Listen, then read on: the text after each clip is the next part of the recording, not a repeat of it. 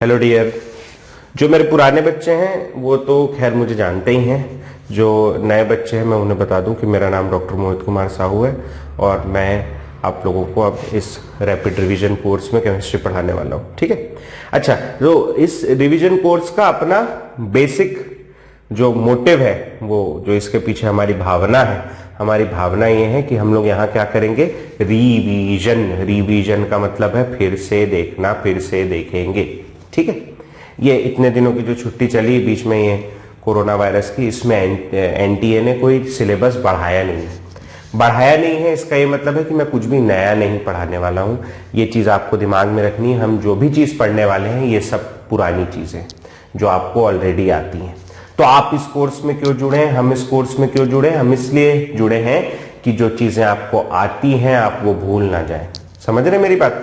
आप भूल जाएंगे अगले 2-2.5 महीने में, तो आपको भूलने से बचाने के लिए हम लोग जुड़े हैं। वही सब पुराने क्वेश्चंस हैं, मतलब पुराने तो नहीं कहूंगा, क्वेश्चंस हमने चेंज कर दिए, बाकी कंसेप्ट सारे वही हैं। हमारा मेन मोटिव है हम ज्यादा से ज्यादा क्वेश्चन की प्रैक्टिस कर सकें और ज्यादा से ज्यादा शॉर्ट में पूरे काम को निपटा सकें। क्वेश्चन की प्रैक्टिस करें, प्रोबेबल क्वेश्चंस को देखें जो एग्जाम में जिस तरीके के क्वेश्चंस पूछे जा सकते हैं। नीट की बात करें, नीट बहुत ज्यादा टफ सवाल नहीं आते हैं नीट में। हाँ, नीट में नंबर ऑफ क्वेश्चंस ज्यादा होते हैं, तो उसके लिए अपन इजी क्वेश्चंस को कई बार प्रैक्टिस करें आप, है ना।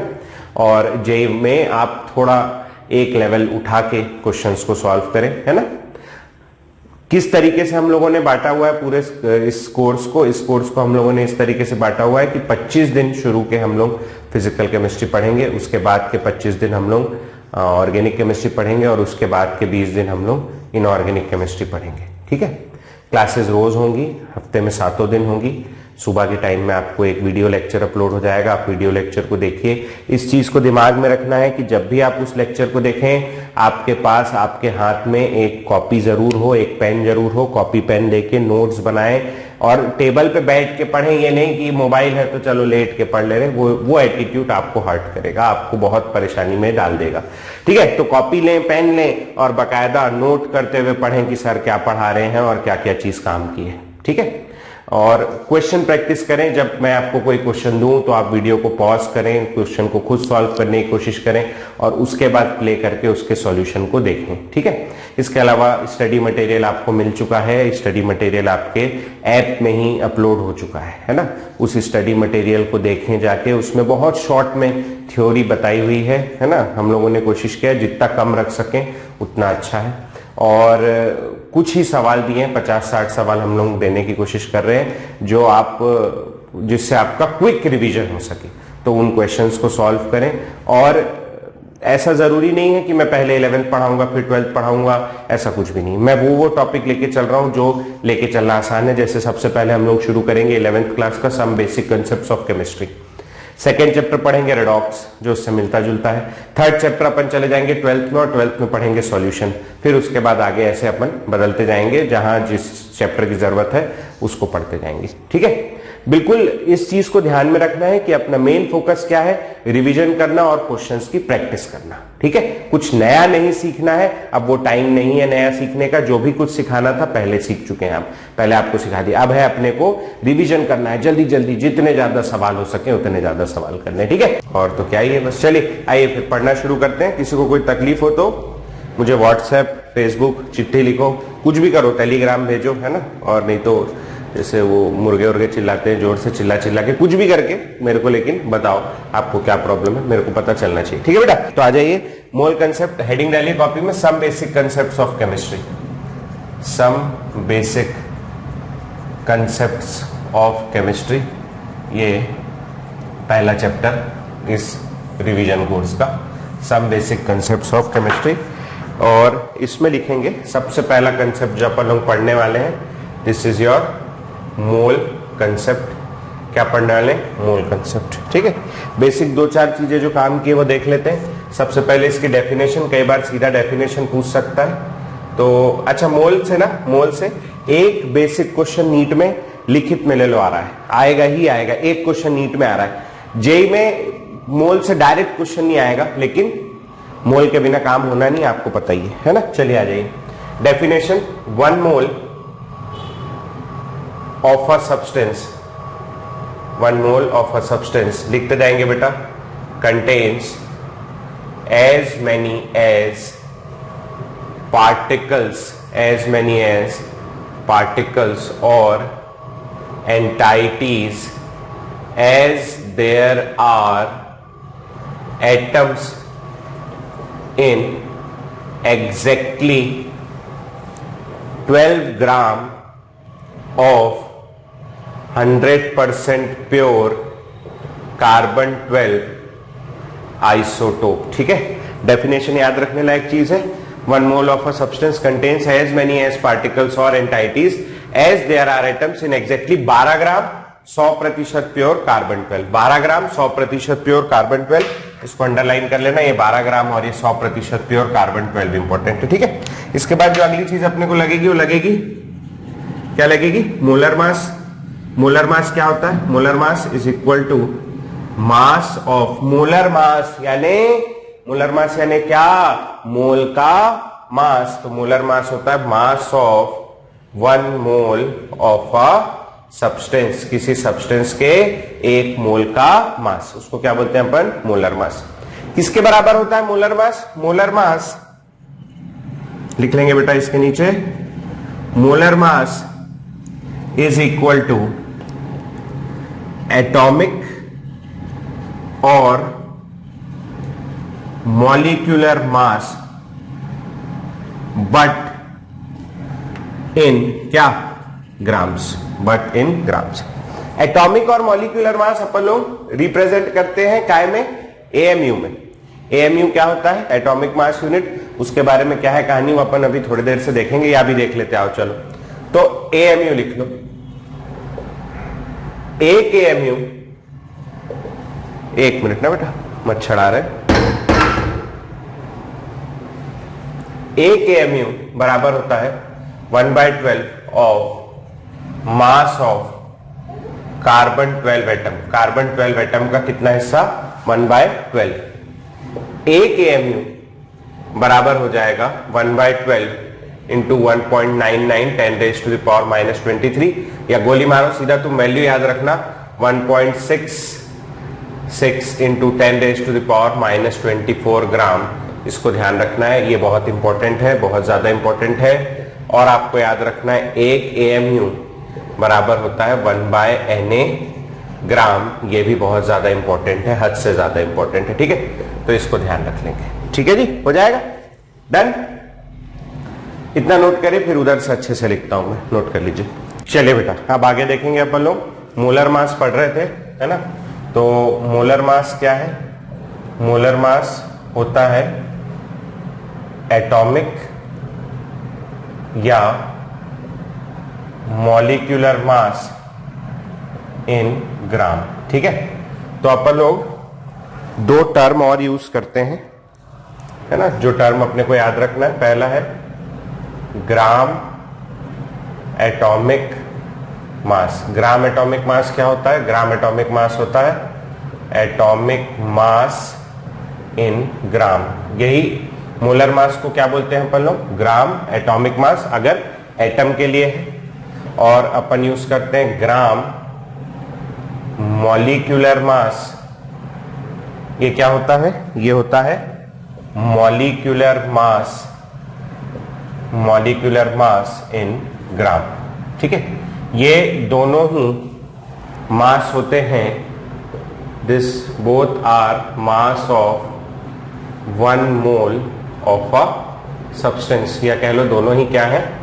मोलर मास है। ठीक है, ग्राम एटॉमिक मास कहेगा तो एटॉमिक मास ग्राम में लिखना है, ग्राम मॉलिक्यूलर मास कहेगा तो मॉलिक्यूलर मास ग्राम में लिखना है। ठीक है, ऐसे ही 2 टर्म यूज करते हैं अपन लोग। पहला टर्म है ग्राम एटम।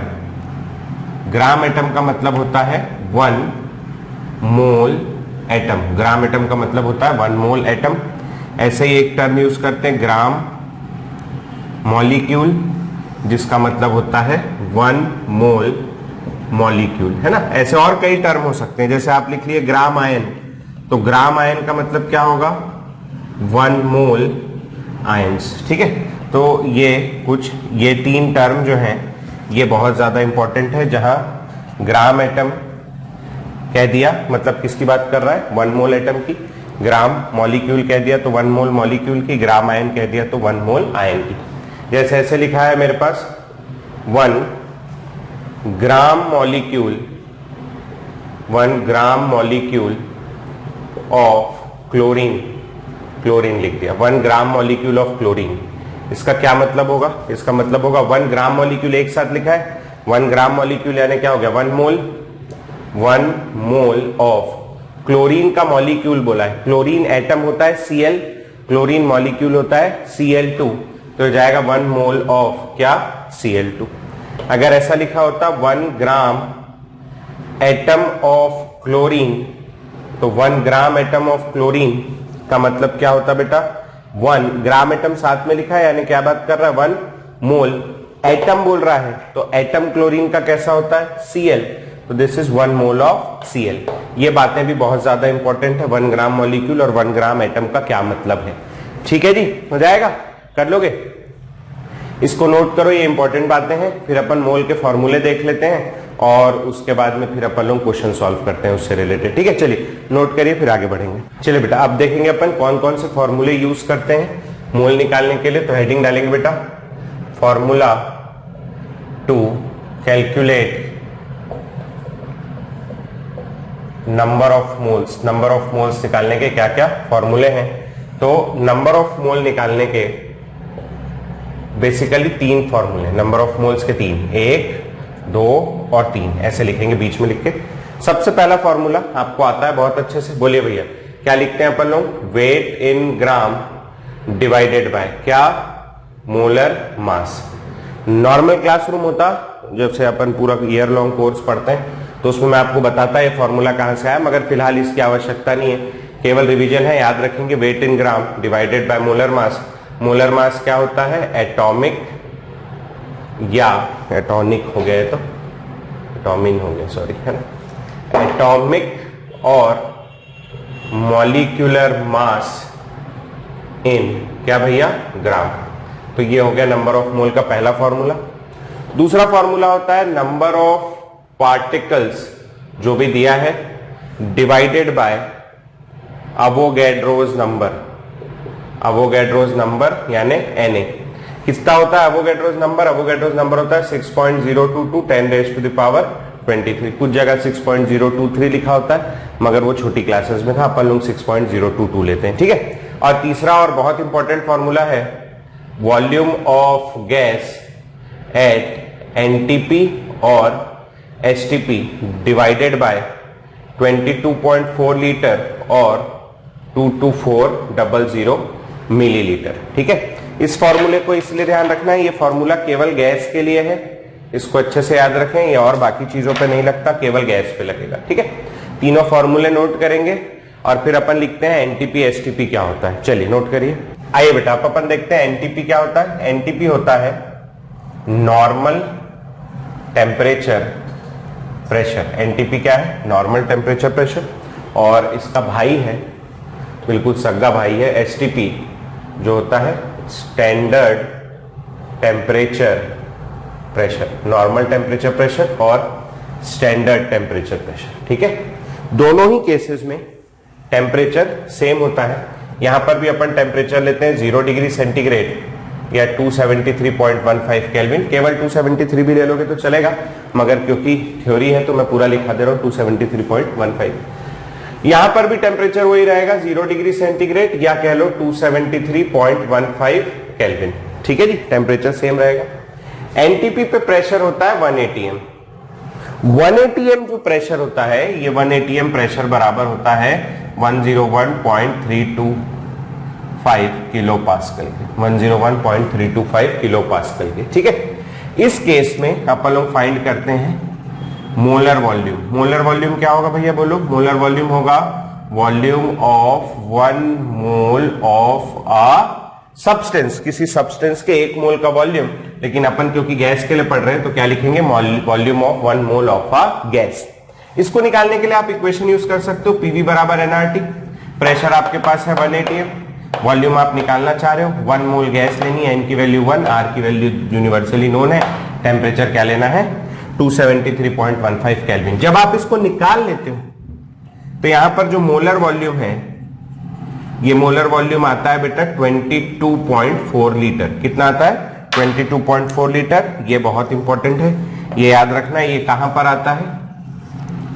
ये आता है एनटीपी पर। एनटीपी पर मोलर वॉल्यूम कितना आ रहा है? 22.4 लीटर। ठीक है। एसटीपी क्यों बनाया गया? साइंटिस्टों को ये प्रेशर पसंद नहीं था कि भैया ये 101.325 किलो पास्कल, बहुत ज्यादा कैलकुलेशन आ रही। तो साइंटिस्टों ने प्रेशर को एटीएम से बदल के कर दिया 1 बार, जो कि होता है एग्जैक्टली 100 किलो पास्कल के, जिससे अपनी कैलकुलेशन आसान हो जाएगी। ठीक है।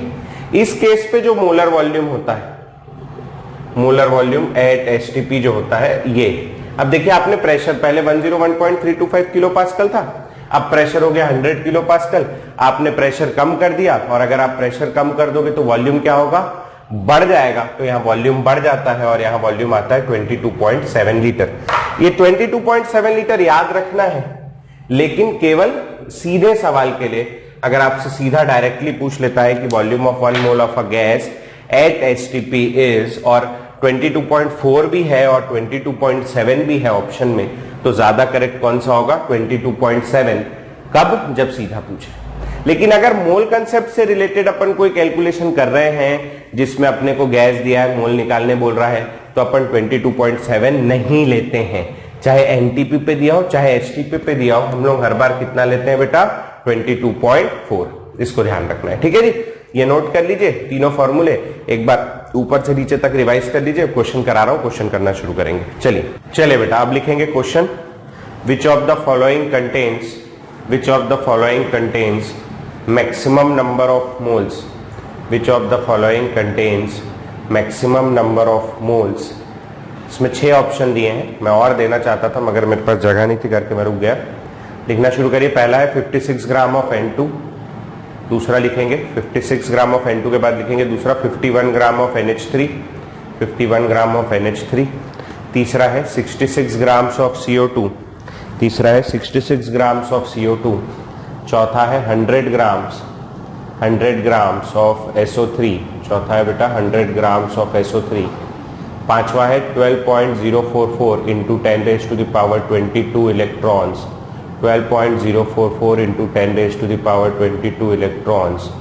और छठवा लिखेंगे 67.2 litres of SO2, 67.2 litres of SO2 at NTP। ठीक है। अब आप क्या करेंगे? आप इस वीडियो को पॉज करेंगे। वीडियो को पॉज करने के बाद आप इस क्वेश्चन को सॉल्व करेंगे। जब आप सॉल्व कर लेंगे फिर प्ले करेंगे, फिर अपन इसका सॉल्यूशन देखेंगे। चलिए बेटा, अब अपन लोग इसका सॉल्यूशन देखेंगे। 56 ग्राम ऑफ N2, वेट दिया है, वेट के लिए पहला वाला फॉर्मूला लगाएंगे, 50 weight in gram divided by N2 का मोलर मास। नाइट्रोजन का एटॉमिक मास, नाइट्रोजन का एटॉमिक मास कितना होता है? 14। तो N2 का मास कितना होगा? 14 दूनी 28। 56 डिवाइडेड बाय 28, आपका आंसर आएगा 2 मोल्स। ठीक है। तीसरा वाले इसमें आ जाते हैं अपन लोग, ये वाले में 51 ग्राम of NH3, 51 gram of NH3, फिर वेट दिया है 51 डिवाइडेड बाय NH3 का मोलर मास, नाइट्रोजन का मास 14, हाइड्रोजन का मास 1, 14 और 3 17, 51 बाय 3 करोगे 17 करोगे 3 मोल्स आएगा। ठीक है ना। नेक्स्ट 66 ग्राम्स ऑफ CO2, यानी फिर वेट दिया है, डिवाइडेड बाय मोलर मास करना है। कार्बन का मास होता है 12, ऑक्सीजन का मास होता है 16। ठीक है। ये सब बहुत बेसिक चीजें हैं, आपको आनी चाहिए, रिवीजन कर रहे हैं अपन। कार्बन का मास कितना हो गया? 12, और 2 ऑक्सीजन का मास हो गया 32। 12 और 32 करोगे कितना होगा? 44। 11 के टेबल में डिवाइड करोगे, 11 6 जा 66 और 4 जा 44। ये आ जाएगा आपका 3/2, या कह लो 1.5 मोल्स। इसका आंसर आ गया। ठीक है। अभी तक के तो मैक्सिमम ये दिख रहा है मेरे को। इधर आ जाते हैं। 100 ग्राम्स ऑफ SO3, इसमें भी वेट दिया है तो हो जाएगा 100 डिवाइडेड बाय इसका मोलर मास। S का मास होता है कितना? 32। SO3 है, सल्फर का मास 32 और 3 ऑक्सीजन का मास 16 3 जा 48। जोड़ोगे तो आपका मास आएगा 80। 100 डिवाइडेड बाय 80, और जब 100 डिवाइडेड बाय 80 करोगे तो 20 से कट जाएगा, क्या आएगा? 5/4, या कह लो 1.25 मोल्स। ये आया होगा। Next 12.044 into 10⁻22 electrons. ये इलेक्ट्रॉन का नंबर दिया है, और नंबर दिया है तो अपन कौन सा फॉर्मूला यूज करेंगे बेटा? सेकंड वाला, और सेकंड वाला फॉर्मूला हो जाएगा 12 पॉइंट, कहां गया भैया ये? 044 इंटू 10⁻22 डिवाइडेड बाय 6.022 इंटू 10⁻23।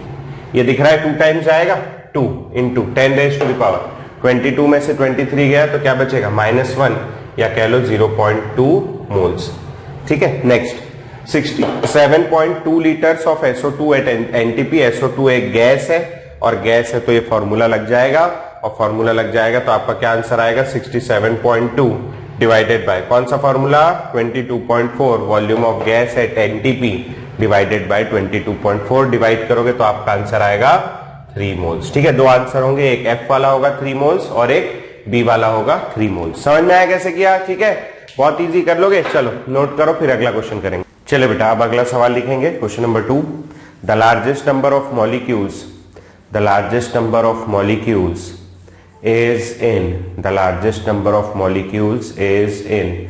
पहला ऑप्शन है 28 ग्राम CO, पहला ऑप्शन है 28 ग्राम CO, दूसरा है 46 ग्राम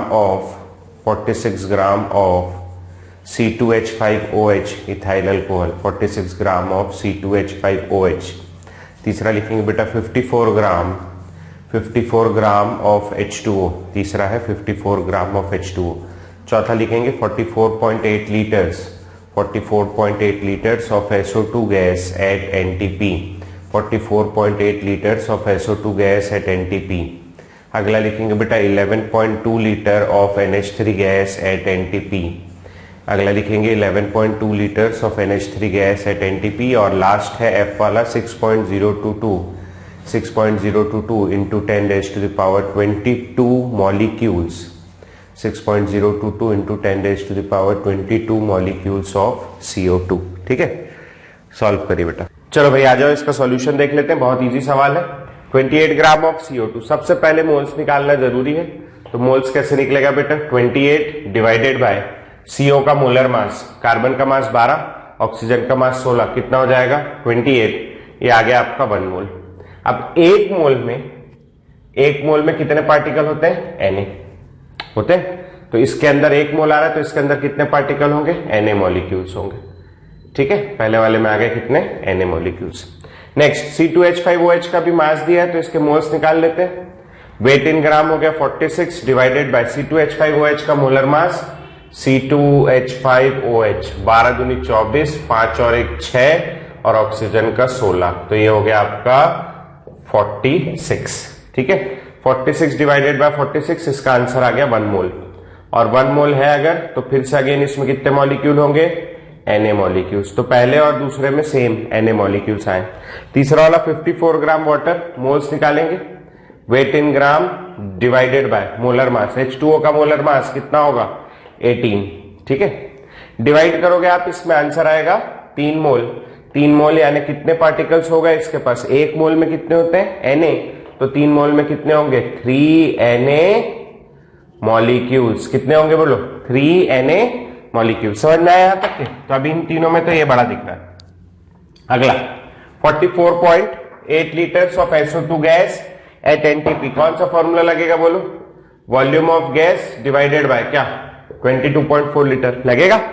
वॉल्यूम ऑफ गैस कितना हो गया बेटा 44.8 डिवाइडेड बाय कितना 22.4, कितना दिख रहा है बोलो 2 मोल्स। और अगर 2 मोल्स है तो अपने पास क्या होंगे 2 Na मॉलिक्यूल्स होंगे, कितने होंगे 2 Na मॉलिक्यूल्स। ठीक, अगला आ जाते हैं 11.2 litre of NH3 gas at NTP, इसके मोल्स निकालेंगे, फिर से volume of gas divided by 22.4, तो ये आ गया 11.2 डिवाइडेड बाय 22.4, आंसर आ गया हाफ मोल। और हाफ मोल यानी 0.5 Na मॉलिक्यूल्स, कितने हो गए 0.5 Na। Done.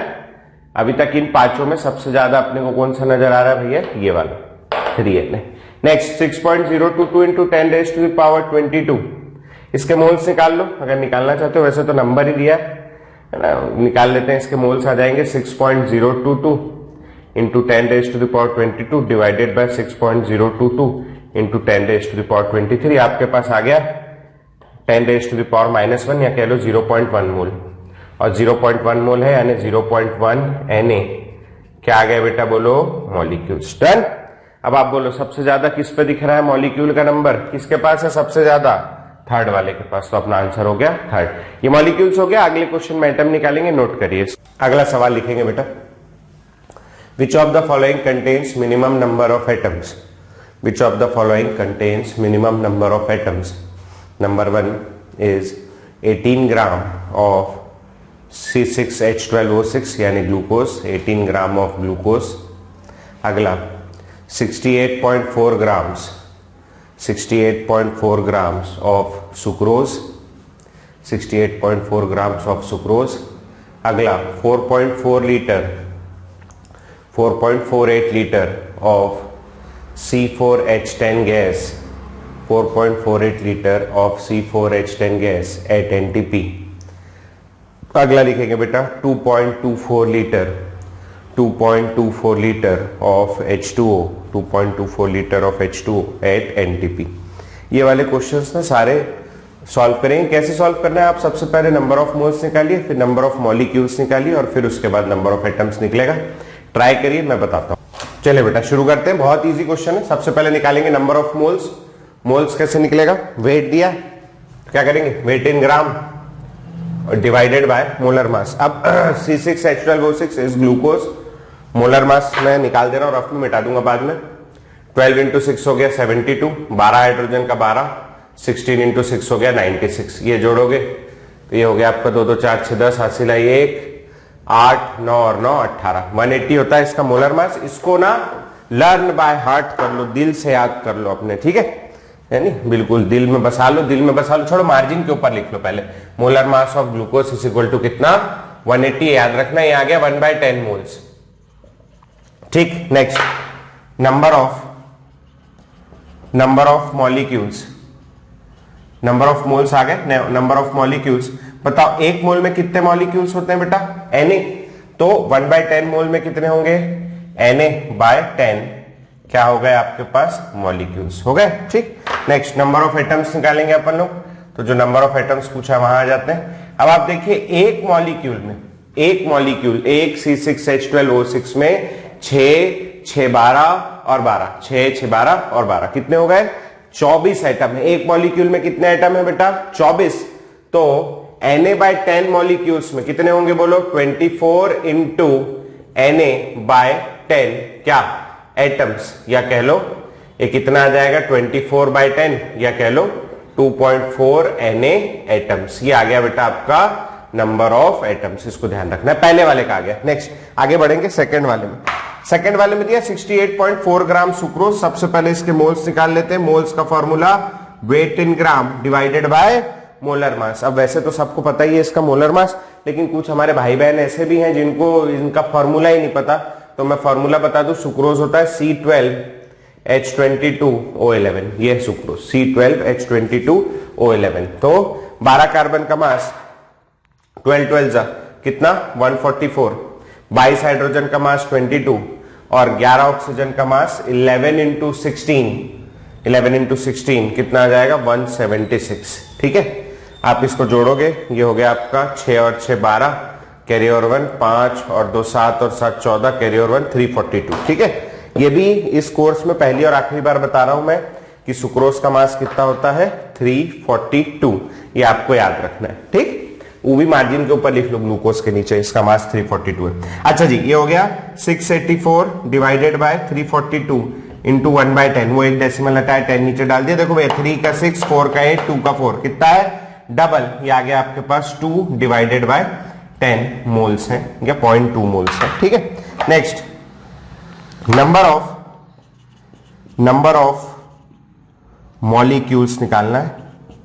Number of molecules कितना हो जाएगा बोलो, एक मोल में कितने मॉलिक्यूल्स होते हैं Na, तो 2/10 मोल्स में कितने होंगे 2 Na/10 क्या मॉलिक्यूल्स आ गए, या कह लो 0.2 Na मॉलिक्यूल्स आ गए। Next is our number of atoms, तो एक सुक्रोज में कहां गया, सुक्रोज का फॉर्मूला नहीं है क्या, लिख लेते हैं C12H22O11। इसके एक मॉलिक्यूल में कितने एटम है, काउंट करो, चलो आओ जरा, 12 और 22 हो गए कितने 34 और 11 कितने हो गए 45, तो इसके एक मॉलिक्यूल में कितने एटम है 45, तो इतनों में कितने होंगे, आओ जरा कर लेते हैं, 2Na/10 इंटू क्या 45 एटम्स, ठीक है।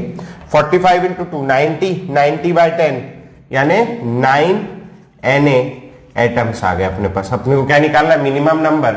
इसमें 2.4 Na है और इसमें कितना है 9Na। अब बाकी के दो करते हैं, आओ जरा। ये वाला 4.48 लीटर, तो ये वॉल्यूम ऑफ गैस दिया एनटीपी पे, नंबर ऑफ मोल्स बराबर हो जाएगा volume of gas divided by 22.4, 4.48 divided by 22.4। Decimal हटा रहा हूं मैं, 44.8 डिवाइडेड बाय 22.4 इंटू 10⁻⁻1। ये हो जाएगा कितना भैया, 2 दिख रहा है, और इंटू 10⁻⁻1 यानी 0.2 मोल्स। ये आ गया इसके moles. Done. Next, number of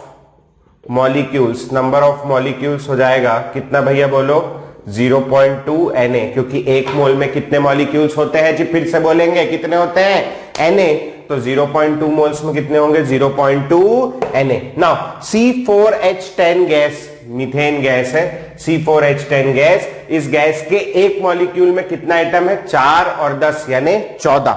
एक मॉलिक्यूल में कितना एटम है, 14, तो इतने में कितना होगा निकालना आ जाते हैं। देखिए, नंबर ऑफ एटम्स बराबर 0.2 Na, ये तो मॉलिक्यूल का नंबर है, इंटू 14, यह है एक एटम में नंबर ऑफ, एक मॉलिक्यूल में नंबर ऑफ एटम्स। मल्टीप्लाई करोगे 2.8 Na एटम्स आ गए, ठीक है। तो अभी तक अगर अपन 1, 2 और 3 को देखें तो इसमें सबसे कम है। Next, 2.24 litre of H2O at NTP.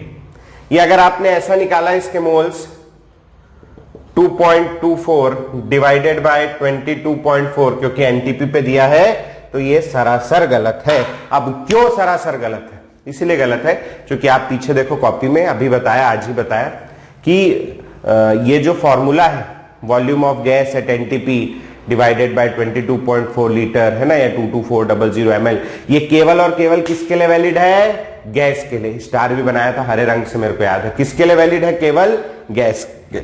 लेकिन यहां देखो H2O क्या है, वाटर क्या होता है, लिक्विड। तो अब कई लोग सोच रहे हो सर वो तो गैस भी होता है, वाटर वेपर होता है ना, स्टीम होता है, वो तो गैस होता है सर। लेकिन एनटीपी दिया है, एनटीपी पे टेम्परेचर होता है 0 डिग्री सेंटीग्रेड, और 0 डिग्री सेंटीग्रेड पर वाटर मतलब गैस तो नहीं होता। 0 डिग्री सेंटीग्रेड में वाटर लिक्विड हो सकता है या वाटर का सॉलिड यानी आइस हो सकता है। गैस होगा क्या, नहीं। Since water is not a gas at NTP, therefore we can not use this formula. ये फॉर्मूला गलत है। तो अब इसको कैसे करेंगे, तो अब इसके लिए एक बात और आपको मार्जिन के ऊपर लिखनी है, वो है डेंसिटी ऑफ वाटर। ये आपको याद रखनी है, डेंसिटी ऑफ वाटर होती 1 ग्राम पर ml। ये आपको याद रखनी, बहुत काम की चीज है डेंसिटी ऑफ वाटर, ठीक है। ये जो दिया है आपको, क्या दिया है, वॉल्यूम दिया है, तो वॉल्यूम ऑफ वाटर कितना हो गया, 2.24 लीटर। 2.24 लीटर दिया, लेकिन ये ml में, तो आप दोनों में से एक चीज को मतलब सेम यूनिट चाहिए अपने को। तो ये जो लीटर है मैं इसको ml में कन्वर्ट कर रहा हूं, ये ज्यादा आसान है। ml में कन्वर्ट करने के लिए मैं इसको 1000 से मल्टीप्लाई करूंगा, मेरे पास आएगा 2240 ml। ये आ गया मेरे पास, क्या आया, वॉल्यूम ऑफ वाटर। अच्छा, किसको मिटाया जाए, इसको याद रखना 2.4 Na है ना। ये क्वेश्चन मिटा दे रहा हूं मैं, और ये पहला वाला मिटा दे रहा हूं। इसका आंसर यहां लिख दे रहा हूं, फर्स्ट वाले का। यहां पर कितना था, 2.4 Na एटम्स फर्स्ट वाले में, है ना। आ जाते हैं, वाटर का देखना पड़ेगा ना कितने आ रहे हैं ना। वॉल्यूम है वाटर का अपने पास में, और डेंसिटी है, डेंसिटी बराबर होता है मास बाय वॉल्यूम। मास बराबर होगा डेंसिटी इंटू वॉल्यूम। यहां से निकालेंगे अपन लोग मास ऑफ H2O। तो मास ऑफ H2O कितना हो गया बेटा आपका, डेंसिटी हो गई 1 ग्राम पर ml, और वॉल्यूम हो गया 2240 ml। तो यहां से ml कट जाएगा, अपने पास आया 2240 ग्राम। ये आ गया मास ऑफ वाटर। नाउ अपन निकालेंगे बेटा आप क्या, मोल्स ऑफ वाटर। तो वेट है अपने पास डिवाइडेड बाय क्या लेंगे बोलो, मोलर मास। मोलर मास वाटर का कितना, 18। 2 से कट जाएगा, क्या कट जाएगा, 1120 बाय 9, और 9 से काट देता हूं, आओ सीधा में, बहुत सारा आएगा। 9 1 9, कितना बचा 2, तो 2 और 2 22, 9 2 जा 18, कितना बचा 4, 4 और 0 40, 9 4 जा 36, फिर बचा 4, फिर 4, वैसा आता जाएगा। ठीक है, तो 124 मोल आ गए। ठीक है, नंबर ऑफ मोल्स आए। नेक्स्ट, नंबर ऑफ मॉलिक्यूल्स, बहुत सारे मोल्स आ गए हैं, तो नंबर ऑफ मॉलिक्यूल्स कितने हो जाएंगे 124.4 Na मॉलिक्यूल्स, है ना। अब एक H2O मॉलिक्यूल में, एक H2O कहां गया, ये है, एक H2O मॉलिक्यूल में अपने पास कितने एटम है बोलो, एक H2O में 3 है, तो इतने मॉलिक्यूल्स में कितने होंगे एटम, नंबर ऑफ एटम्स बराबर 124.4 Na इंटू 3 एटम्स। ठीक है, जिसकी वैल्यू बहुत ज्यादा आएगी, 125 इंटू 3 कितनी आ जाएगी, आ जाएगी 375 Na के आसपास, नियरली बोल रहा हूं है ना, मैं एग्जैक्ट तो कैलकुलेशन कर भी नहीं रहा हूं। अब इधर आ जाओ बेटा, अब देखो आपका पहले वाले में कितना आया था 2.4 Na, दूसरे वाले में आया था 9 Na, तीसरे वाले में आया था 2.8 Na और चौथे वाले में आया 375 Na। तो बोलो कौन सा आंसर होगा अपना, फर्स्ट वाला। समझ में आया, क्वेश्चन बहुत बेसिक है, इसी टाइप के क्वेश्चंस नीट में पूछता है। जेई में इससे सवाल सीधा नहीं आएगा, लेकिन यही सब चीजें आपको आगे उपयोग में आएंगी। ठीक है, इसलिए नीट वाले तो बिल्कुल कमर कस के इसको सॉल्व करें अच्छे से। इसके बाद एक क्वेश्चन और दे रहा हूं, वो भी उसी टाइप का है, नोट करिए फिर आगे बढ़ेंगे। अगला सवाल लिखेंगे बेटा, अगला सवाल लिखेंगे, which of the following has maximum mass, which of the following has maximum mass. पहला ऑप्शन लिखेंगे 1.8 moles of H2O, 1.8 moles of H2O। दूसरा ऑप्शन लिखेंगे नीचे वाला 4.48 litre, 4.48 litre of CO2 gas at NTP, 4.48 litre of CO2 gas at NTP। अगला लिखेंगे 6.022 into 10⁻⁴ molecules है ना वो, 6.0422 इंटू 10⁻⁴ मॉलिक्यूल्स ऑफ H2। और अगला लिखेंगे 56 gram of CO, 56 grams of CO। मास निकालिए बेटा, फिर सॉल्यूशन देखते हैं। चलिए बेटा आइए अब सॉल्यूशन देख लेते हैं इसका। अपन कैसे करेंगे, 1.8 मोल्स ऑफ H2 है, अपने को मास निकालना है। नंबर ऑफ मोल्स का फॉर्मूला होता है, नंबर ऑफ मोल्स बराबर weight in gram divided by क्या, मोलर मास। मेरे को क्या चाहिए बेटा, मेरे को चाहिए वेट इन ग्राम, तो वेट इन ग्राम बराबर क्या हो जाएगा, number of moles into molar mass. तो आ जाइए, वेट ऑफ H2O बराबर नंबर ऑफ मोल्स कितने 1.8 इंटू उसका मोलर मास कितना होगा 18 होगा। 2 टाइम्स होता तो ये 36 होता 36, तो 36 से थोड़ा कम होगा, 36 से थोड़ा कम, मैं मान ले रहा हूं अप्रोक्सीमेटली 32 ग्राम से। आप लोग करके देख लेना, 32 पॉइंट समथिंग ग्राम आएगा, है ना। नेक्स्ट अगला वाले में 4.48 litre of CO2 eight NTP। सबसे पहले इसका मोल्स निकालेंगे, मोल्स 4.48 डिवाइडेड बाय क्या लूंगा बेटा 22.4। ठीक है, तो ये आप डिवाइड कर लोगे, आपके पास आएगा 0.2 मोल्स। ठीक, done. Now mass of CO2 निकालना है, तो हो जाएगा number of moles into molar mass. Number of moles कितने आ गए अपने 0.2, CO2 का मोलर मास जोड़ो भैया, कार्बन का 12 और 2 ऑक्सीजन का 32, 12 और 32 कितना हो गया 44। ठीक है, मल्टीप्लाई करोगे 44 2 88, डेसिमल लगा 8.8 ग्राम, ये आ गया weight of CO2। Next 6.022 into 10⁻⁴ molecules of H2, इसके मोल्स निकालेंगे 6.022 इंटू 10⁻⁴ डिवाइडेड बाय Na, यानी 6.022 10⁻23 डिवाइड करेंगे तो अपने पास आंसर आएगा 10 मोल्स। अब एक मोल का मास, मोलर मास कितना है, एक मोल H2 का मास 2, तो टोटल मास कितना होगा 20 ग्राम। अभी तक के मैक्सिमम ये चल रहा है 32 ग्राम। अच्छा, दूसरा चौथा दिया है 56 ग्राम, ये सीधा वेट दे दिया 56 ग्राम ऑफ CO2। बोलो सबसे बड़ा कौन सा दिख रहा है, 32 ग्राम बड़ा है, 8.8 बड़ा है, 20 बड़ा है, 56 बड़ा है, कौन बड़ा है 56, इसमें सीधा दिया हुआ है। ठीक है जी, डन हो जाएगा। नोट करिए, फिर अगला क्वेश्चन करेंगे। अगला सवाल लिखेंगे बेटा, विच of the following will have, लगा लेना ना बेटा, एक ठो मेरा अंग्रेजी आप जानते हो बहुत सुंदर है, यहां एक हैव लगा लेना। Will have the minimum volume will have the minimum volume at NTP. वो हैव छूट गया था। ऑप्शन लिखेंगे बेटा, मिनिमम वॉल्यूम एट एनटीपी निकालना है। पहला ऑप्शन है 112 ग्राम सीओ गैस, 112 ग्राम सीओ गैस। ऑप्शन बी है 12.044 into 10⁻23 molecules of NH3 gas, 12.044 into 10⁻23 molecules of NH3 gas. अगला लिखेंगे 180 ग्राम ऑफ H2O, अगला लिखेंगे 180 ग्राम ऑफ H2O, और उसके बाद वाला लिखेंगे 18.044 into 10⁻23 atoms, 18.044 into 10⁻23 atoms of helium. वो भी गैस है ना, ब्रैकेट में गैस लिखा है। चलिए ट्राई करिए, फिर बढ़ते हैं। चलिए बेटा, आप करेंगे ये वाला क्वेश्चन। सबसे पहले अपने को क्या निकालना पड़ेगा? मोल, है ना। तो मोल निकाल लेते हैं। आ जाइए भैया, नंबर ऑफ मोल्स, वेट दिया है, weight in gram divided by CO का मोलर मास। जोड़ो भैया, कार्बन का 12, ऑक्सीजन का 16, कितना हो गया? 28। ठीक है, 4 के टेबल में काट लोगे, 4 के टेबल में क्या आएगा आपका 20 और 32 बचेगा 28 डिवाइडेड बाय 7, या कह लो आपके आ गए 4 मोल्स। ठीक है, 4 मोल्स आ गए।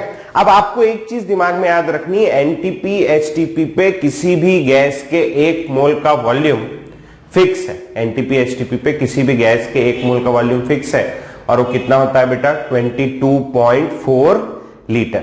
इसको ध्यान रखना है। ठीक है, 1 मोल का वॉल्यूम कितना होता है? 22.4 volume of gas at NTP. 1 मोल का कितना? 22.4, तो 4 मोल का कितना होगा? 4 इंटू 22.4 लीटर। ठीक है, मल्टीप्लाई करोगे 16 हो गया, कैरी ओवर 1, 8 और 1 9, और ये 89.6 लीटर, ऐसा कुछ आएगा। ठीक है, कितना आ रहा है? 89.6 लीटर। ठीक, ये हो गया। Next 12.044 into 10⁻23 molecules of ammonia, 12.044 into 10⁻23 molecules of ammonia. इसके अपन निकाल लेते हैं मोल्स। तो अगर अपन मोल्स निकाल लेंगे तो क्या आएगा बोलो? ये 12.044 इंटू 10⁻23 डिवाइडेड बाय 6.022 इंटू 10⁻23, अपना आंसर आ गया। काटो, कितना आएगा? 2 मोल्स। अमोनिया गैस है, दिया है, तो वॉल्यूम ऑफ गैस कितना हो जाएगा बोलो? 2 इंटू 22.4 बराबर 44.8 लीटर। समझ में आया भैया? जिनका ये दोनों सही था, बहुत बढ़िया, वेरी गुड बेटा। नाउ 180 ग्राम ऑफ वाटर, इसके मोल्स निकाल लेते हैं। अगर मैं इसके मोल निकालूंगा और अगर इस तरीके से करूंगा जैसे किया है, तो इसके मोल्स आ जाएंगे 180 डिवाइडेड बाय 18, या कह लो 10 मोल्स। और फिर अगर आपने जैसे वॉल्यूम निकाला ऐसे निकाल दोगे 10 इंटू 22.4 या 224 लीटर। जिसने भी ये निकाला है बेकार हो गया सब काम आपका, बिल्कुल गलत, नहीं करना है। क्यों नहीं लगेगा ये वाला फॉर्मूला? क्योंकि H2O क्या है? H2O लिक्विड है। एनटीपी पे H2O क्या होगा? H2O लिक्विड होगा, और लिक्विड पर ये फॉर्मूला लगेगा क्या? बिल्कुल नहीं लगेगा, सरासर गलत हो जाएगा, एकदम गलत हो जाएगा। तो उसके लिए क्या करेंगे अपन? उसके लिए अपन डेंसिटी देखेंगे। डेंसिटी कितनी होती है इसकी? 1 ग्राम पर ml। मेरे क्या निकालना है बेटा? मेरे को निकालना है वॉल्यूम। अच्छा, डेंसिटी बराबर क्या होता है? Mass by volume. वॉल्यूम बराबर हो जाएगा मास बाय डेंसिटी। तो ये हो गया वॉल्यूम बराबर mass of H2O divided by density, है ना। तो मास ऑफ H2O कितना दिया है? 180 ग्राम, और डेंसिटी क्या है? 1 ग्राम पर ml। ग्राम से ग्राम कैंसिल हो जाएगा, 1 तो कोई काम का नहीं, 180 नीचे 1/ml है, कूद के क्या हो जाएगा? ml, 180 ml। समझ में आया भैया? ठीक, अगला वाला 18.044 इंटू 10⁻23 एटम्स ऑफ हीलियम। सबसे पहले मोल्स निकालूंगा मैं, तो हो गया 18.044 इंटू 10⁻23 डिवाइडेड बाय 6.022 इंटू 10⁻23। तो ये तो कट गया, 18 है और 6 है, कितना टाइम्स आएगा बोलो? Approximately 3 times. तो कितने आ गए इसके? 3 मोल्स अप्रोक्सीमेटली, है ना, पूरे तो नहीं आए, 3 मोल्स अप्रोक्सीमेटली आ गए। वॉल्यूम, हाँ भैया बोलो, ये हीलियम गैस है और अकेले रहती है, He के जैसे ही रहती है, मोनो एटॉमिक गैस है, एक ही एटम होता है इसके मॉलिक्यूल में। तो इसका वॉल्यूम कितना हो जाएगा बोलो? 3 इंटू 22.4 लीटर। इसका आंसर आएगा अप्रोक्सीमेटली 87.2 लीटर के आसपास। समझ में आया भैया? तो अब आपके पास चार ऑप्शन है। पहले वाले का आंसर है 89.6, दूसरे वाले का आंसर है 44.8, तीसरे वाले का आंसर है 180 ml और चौथे वाले का आंसर है 87.2 लीटर। आपको क्वेश्चन में क्या दिया है, मिनिमम निकालना है, तो मिनिमम कौन सा होगा, वाटर। समझ में आया कैसे करना है? ठीक है, चलिए नोट करिए, फिर अगला क्वेश्चन करेंगे। अगला क्वेश्चन लिखेंगे बेटा, find out the total number of A लिखेंगे P प्लस यानी protons in 10 gram CaCO3, protons in 10 gram CaCO3 है ना। फिर यहां लिखा है सेकंड और या थर्ड, सेकंड वाला लिखेंगे electron in 17.6 grams of CO2, second है electron in 17.6 gram of CO2, third है neutron in 5.1 gram of NH3, third है neutron in 5.1 gram of NH3 और फोर्थ है proton in 12.8 grams of SO2। ठीक है, तो ये आपने क्वेश्चन लिख लिया। फर्स्ट वाला पार्ट, फर्स्ट क्वेश्चन मैं आपको करके बता रहा हूं, बाकी के तीन आप खुद करेंगे। फर्स्ट वाला आइए देखिए, सबसे पहले निकालेंगे अपन मोल्स, तो number of moles of CaCO3, weight दिया है 10 ग्राम, तो हो जाएगा weight in gram divided by CaCO3 का मोलर मास। कैल्शियम का मास होता है 40, कार्बन का मास होता है 12 और 3 ऑक्सीजन का मास होगा 16 3 48। जोड़ोगे हो गया 8 2 10, कैरी ओवर 1, 4 5 6 और 4 10, कितना आ गया 100। तो ये आ गया आपके पास 0.1 मोल्स। ठीक है बेटा, है ना।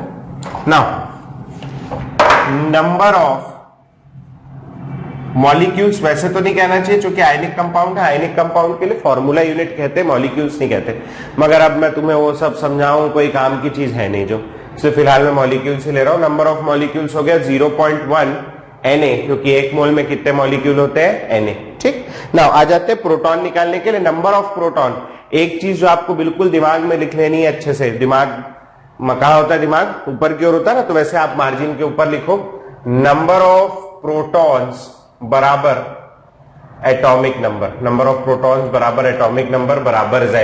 इसको अच्छे से लिख के रख लो, ये बहुत काम की चीज है, नंबर ऑफ प्रोटॉन बराबर एटॉमिक नंबर Z। अच्छा, CaCO3 प्रोटॉन निकालना है अपने को, मतलब उसका एटॉमिक नंबर चाहिए, सबका सम करेंगे। कैल्शियम के अंदर कितने प्रोटॉन होंगे बोलो, 20, कैल्शियम का एटॉमिक नंबर क्या होता है 20। कार्बन का क्या होगा 6, ऑक्सीजन का क्या होता है 8, एक ऑक्सीजन का, 3 ऑक्सीजन है तो कितना हो जाएगा 24। जोड़ोगे 24 और 6 50, 24 और 6 30, 30 और 20 कितना हो गया 50 प्रोटॉन। मतलब एक CaCO3 में मेरे पास कितने प्रोटॉन है बेटा 50, तो 1 CaCO3 बराबर क्या 50 प्रोटॉन, ये ध्यान रखना। 1 CaCO3 बराबर 50 प्रोटॉन। अपने पास क्या है 0.1 NaCaCO3 है, तो इसमें कितने हो जाएंगे बोलो 0.1 Na इंटू 50 प्रोटॉन्स, और टोटल कर दोगे तो आपके पास क्या आ जाएगा 5 Na प्रोटॉन्स। समझ में आया भैया कैसे निकाला ये? ठीक है, कर लोगे। अभी यहाँ वीडियो को पॉज करो और ये 3 क्वेश्चन सॉल्व करो और फिर उसके बाद आगे बढ़ेंगे अपन। ठीक है, चलिए करिए। चलिए बेटा, अब इसका बी पार्ट देखेंगे अपन लोग। Electrons in 17.6 grams of CO2 आ जाएंगे। सबसे पहले निकालेंगे अपन number of moles of CO2, तो ये हो गया weight in gram divided by इसका मोलर मास। CO2 का मोलर मास, कार्बन का 12, 2 ऑक्सीजन का 32, टोटल हो गया 44। ठीक है, जितनी प्रैक्टिस करोगे तो धीरे धीरे आपको ना, प्रैक्टिस करते जाओगे धीरे धीरे आपको सब मोलर मास याद हो जाएंगे, और अच्छा है कि याद हो जाए तो पटपट सॉल्व हो जाए। ठीक है, 44 आ जाओ। तो ये हो जाएगा आपका, डेसिमल हटा देता हूं, 176 44 इंटू 10, 4 के टेबल में कट जाएगा। 4 के टेबल में 11 टाइम्स, 4 के टेबल में देखना भैया 40, 1 और 6 बचेगा 44 टाइम्स। ठीक, 11 के टेबल में 1 और ये 4, क्या बचा आपके पास 4/10। तो आ जाते हैं, कहां गया, ये है number of moles of CO2 बराबर 4/10 यानी 0.4 moles. Now number of molecules of CO2, ये हो जाएगा कितना 0.4 Na। कितने मॉलिक्यूल्स हैं CO2 के अपने पास 0.4 Na, चूंकि एक मोल में कितने मॉलिक्यूल्स होते हैं जी Na। समझ आया यहां तक के? आगे बढ़ेंगे। अब एक CO2 के अंदर अपने को ये पता लगाना है कितने इलेक्ट्रॉन्स हैं, कितने इलेक्ट्रॉन्स। तो क्योंकि ये एक न्यूट्रल मॉलिक्यूल है, CO2 न्यूट्रल है ना, कोई चार्ज नहीं है, फूको करंट लग रहा है कि नहीं, मतलब कोई चार्ज नहीं। तो CO2 न्यूट्रल है, यानी उसमें प्रोटॉन और इलेक्ट्रॉन का नंबर कैसा होगा बेटा, बोलेंगे बेटा कैसा होगा, सेम। तो आ जाते हैं नंबर, अच्छा यही लिख सकते हैं, नंबर ऑफ प्रोटॉन किसके इक्वल होगा, नंबर ऑफ इलेक्ट्रॉन के, कब, फॉर क्या, न्यूट्रल स्पीशीज, अगर न्यूट्रल है तो इक्वल होगा फॉर न्यूट्रल स्पीशीज। ठीक है, चलिए तो अब आ जाओ आगे देखते हैं अपन लोग। CO2 के अंदर, CO2 के अंदर इलेक्ट्रॉन, कार्बन में कितने होंगे 6, एक ऑक्सीजन में कितने होते हैं भैया बोलो 8, तो 2 ऑक्सीजन में कितने होंगे 16, टोटल ऐड करोगे तो क्या आ गया 22 इलेक्ट्रॉन। मतलब एक CO2 में मेरे पास कितने इलेक्ट्रॉन है बेटा 22 इलेक्ट्रॉन एक CO2 में। तो 0.4 NaCO2 मॉलिक्यूल्स में कितने होंगे बोलो भैया, 0.4 Na इंटू 22 इलेक्ट्रॉन। ठीक है, मल्टीप्लाई करोगे तो ये आ जाएगा 8.8 Na इलेक्ट्रॉन्स। समझ में आया कैसे निकाला, ठीक है जी, हो जाएगा पक्का। चलिए अगला क्वेश्चन करेंगे अपन लोग। ये मैं मिटा दे रहा हूं, मेरे को ध्यान है क्या क्या था, और ये भी मैं मिटा दे रहा हूं, थोड़ा जगह लगेगी मेरे को। तो अपन ने ले लिया क्वेश्चन नंबर सी, ये 5.1 ग्राम ऑफ NH3 में क्या निकालना है अपने को, न्यूट्रॉन का नंबर। तो आ जाइए सबसे पहले नंबर ऑफ मोल्स निकाल लेते हैं। Number of moles of NH3 बराबर कितना हो जाएगा 5.1 डिवाइडेड बाय इसका मोलर मास 17। ठीक है, ये हो गया 51 डिवाइडेड बाय 17 इंटू 10⁻⁻⁻1, ये आ गया 3 इंटू 10⁻⁻⁻1 या 0.3 मोल्स। डिवीजन आप खुद करेंगे। ठीक है, next number of molecules, number of molecules of NH3 कितना हो गया 0.3 Na, क्योंकि एक मोल में Na मॉलिक्यूल है।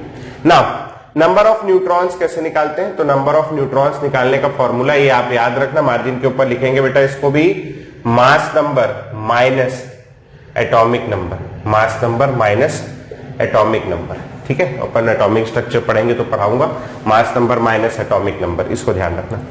नाइट्रोजन सिंबल है 714, ये जो नीचे लिखा है इसको कहते हैं अपन एटॉमिक नंबर। क्या कहते हैं, एटॉमिक नंबर। जो ऊपर लिखा है इसको क्या कहते हैं बेटा, इसको कहते हैं मास नंबर। मास नंबर हो गया, एटॉमिक नंबर हो गया। Now number of neutrons in nitrogen, ठीक है, मास नंबर कितना है उसका 14 माइनस एटॉमिक नंबर कितना है 7, तो हो जाएगा 14 माइनस 7 इज इक्वल टू 7। ठीक, नेक्स्ट हाइड्रोजन लिखते हैं अपन 11।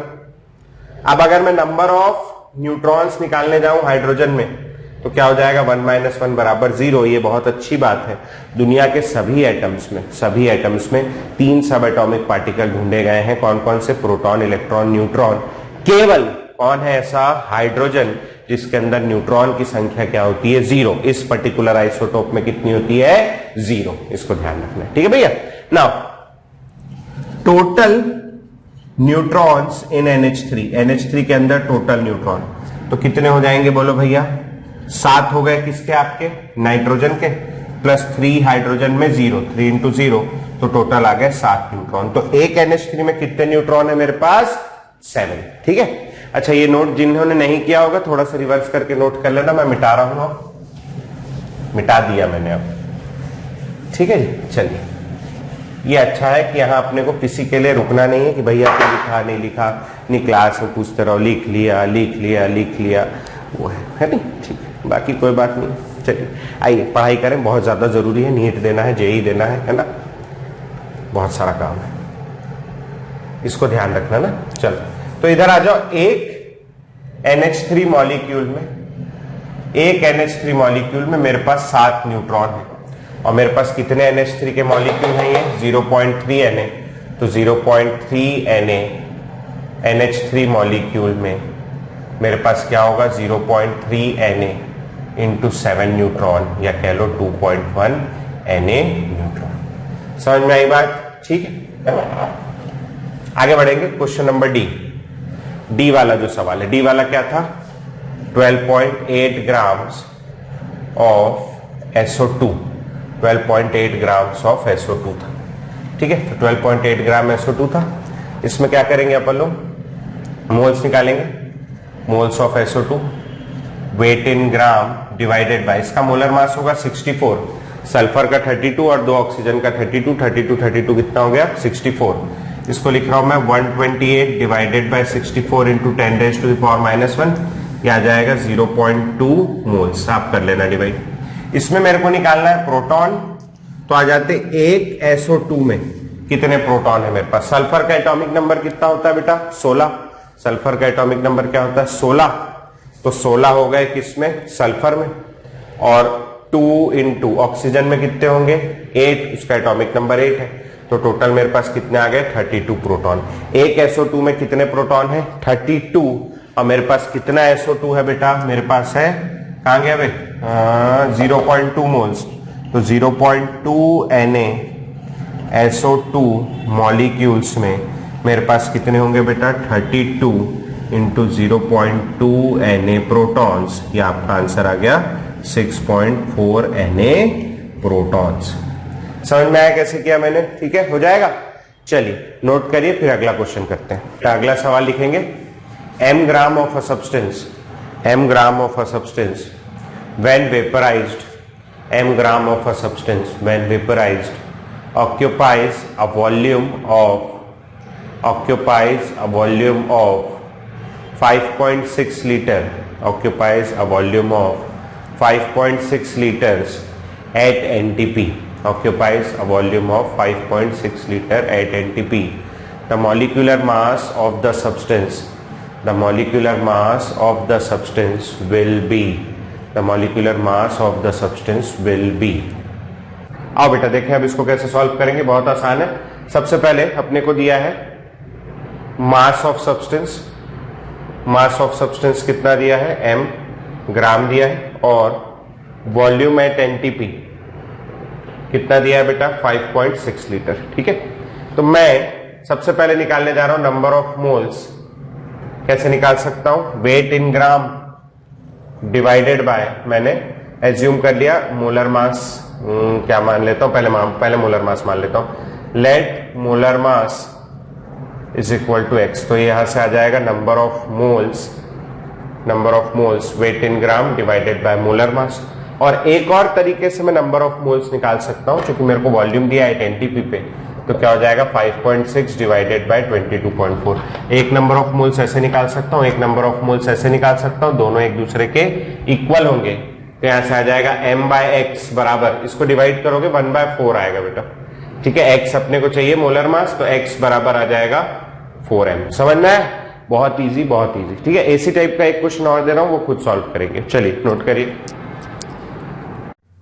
हाँ बेटा अगला सवाल लिखेंगे, 4.6 into 10 raised to the power 22, 4.6 into 10 raised to the power 22 atoms of an element, 4.6 into 10 raised to the power 22 atoms of an element weigh 13.8 gram, 4.6 into 10 raised to the power 22 atoms of an element weigh 13.8 gram. The atomic mass of element, the atomic mass of element is, the atomic mass of element is। ठीक है, चलिए solve करिए। चलो बेटा आ जाओ, शुरू करते हैं। कैसे होगा, तो अपने पास नंबर ऑफ एटम्स दिया और वेट दिया है, दोनों चीजों से नंबर ऑफ मोल्स निकाल सकते हैं। Number of moles number of atoms है, कैसे निकलेगा भैया 4.6 into 10 raise to the power 22 divided by 6 ही ले रहा हूं मैं, चलेगा 6 into 10 raise to the power 23 चलेगा, 6 भी ले सकते हो चलेगा, कहां इतना लगे। एक तो ये तरीके से आ गया मोल। दूसरा उसका क्या दिया है, मास दिया है, तो मास से आ जाएगा 13.8 divided by molar mass. Molar mass क्या होता है, मोलर मास होता है एटॉमिक या मॉलिक्यूलर मास इन ग्राम। दोनों को इक्वेट कर दिया है, m बराबर हो जाएगा 13.8 into 6 into 10 raise to the power 23 divided by 4.6 into 10 raise to the power 22। तो ये डेसिमल 10 कट गए, मल्टीप्लाई कर लेता हूं 138 इंटू 6 डिवाइडेड बाय 4.6। ठीक है, तो आप इसको मल्टीप्लाई कर लो। इसमें ऑप्शन दिए थे, मैंने जल्दी जल्दी में ऑप्शन लिखे नहीं। ये हो जाएगा 6 8 कितना 48, और 6 3 18 और 4 22 और ये 8 डिवाइडेड बाय 4.6, तो इसका अप्रोक्सीमेटली आंसर आएगा 200 ग्राम पर मोल के आसपास वाला जो मिल जाए 200, है ना। इसमें क्या क्या ऑप्शन दिए थे सवाल में? सवाल में एक 180 था और एक 290 था, तो इसका आंसर क्या होगा भैया? 180 ग्राम पर मोल। ठीक है, आसपास जो भी आया होगा। समझ में आया कैसे क्या? क्वेश्चन का एसेंस समझना है, कैलकुलेशन तो आप लोग कर ही लोगे, बहुत होशियार लोग। चलिए फिर अगला क्वेश्चन करेंगे, नोट कर लो। अगला सवाल लिखेंगे बेटा, volume of a mixture of 6.022 into 10 raised to the power 23 and 2 molecules. Volume of a mixture of 6.022 into 10 raised to the power 23 and 2 molecules and 3.011 into 10 raised to the power 23 H2 molecules and 3.011 into 10 raised to the power 23 H2 molecules at NTP will be, दोनों के mixture का volume निकालना है। चलिए अब बेटा सबसे पहले मोल्स निकाल लेते हैं, दोनों ही गैसेस हैं, मोल्स निकाल लेते हैं। आ जाओ जरा, तो आ जाते हैं मोल्स ऑफ N2, कितना आ जाएगा? 6.022 10 raised to the power 23 divided bye 6.022 into 10 raised to the power 23, कितना हो गया बेटा? ये बोलो 1 मोल, ये 1 मोल आ गया। ठीक, और वैसे मेरे को दिख ही रहा है, मगर H2 का फिर भी निकालना पड़ेगा। तो मोल्स ऑफ H2 कितना दिख रहा है? हाफ मोल दिख रहा है।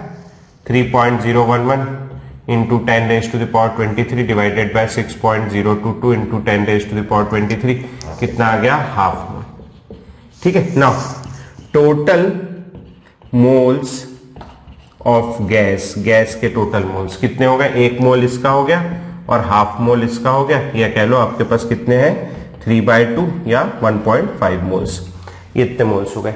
ठीक, यहां तक समझ में? दोनों गैस है, N2 भी गैस है, H2 भी गैस है।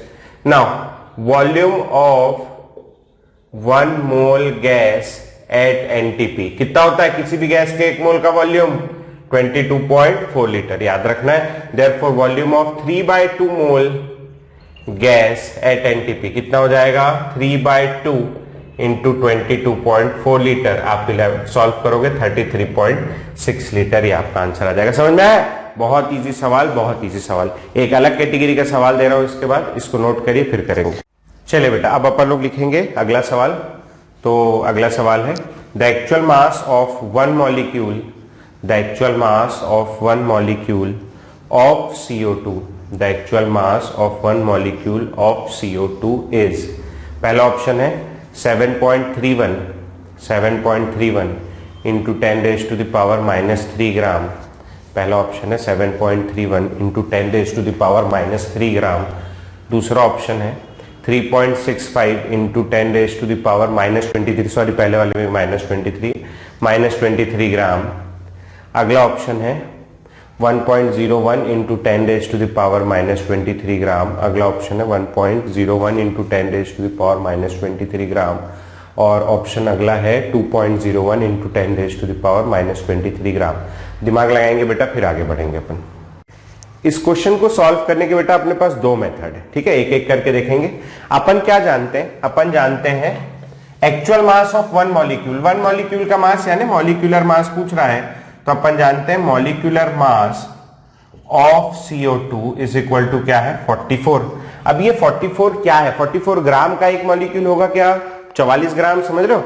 50 ग्राम का बाट देखा ना, वो सब्जी वाले लेके घूमते हैं, सब्जी वाले तो नहीं घूमते, मगर हाँ 50 ग्राम का बाट होता है, वेट होता है, देखा है? इतना बड़ा होता है वो। तो 44 ग्राम उससे थोड़ा छोटा। इतना बड़ा मॉलिक्यूल होगा क्या? तुम सांस लोगे क्या इतने बड़े मॉलिक्यूल से? नहीं। तो 44 ग्राम नहीं होता, क्या होता? 44 AMU, एटॉमिक मास यूनिट। लेकिन अपने से काय में पूछा है? वो ग्राम में पूछा है, तो इसको ग्राम में कन्वर्ट करना पड़ेगा। 1 ग्राम 1 AMU बराबर होता है 1.67 into 10 raised to the power -24 ग्राम। इसको याद रख लेना, ये पहले भी लिखाया हुआ है मैंने, अभी भी मार्जिन के ऊपर लिख सकते हो आप, ये होता है। तो मॉलिक्यूलर मास ऑफ CO2 बराबर कितना हो जाएगा बोलो? 44 इंटू AMU की जगह मैं क्या लिख रहा हूं? 1.67 into 10 raised to the power -24 ग्राम। ठीक है, इसको मल्टीप्लाई करोगे तो आपका जो आंसर आएगा वो आंसर अपन लगा देंगे। और जरा मल्टीप्लाई करने बेटा, 1.67 मल्टीप्लाइड बाय 44, तो ये आ रहा है 731, 73.1 इंटू 10⁻⁻24 ग्राम, या कह लो 7.31 इंटू 10⁻⁻23 ग्राम। तो ये आंसर हो जाएगा। ठीक है, ये एक तरीका है। दूसरा तरीका और है, मोलर मास, ये सेकेंड मेथड है ना, आपको जो अच्छा लगे। ये फर्स्ट वाला वैसे आसान है, रटने से काम हो जाएगा। मोलर मास ऑफ CO2 बराबर है 44 ग्राम पर मोल, यानी इसके एक मोल का मास कितना है 44 ग्राम।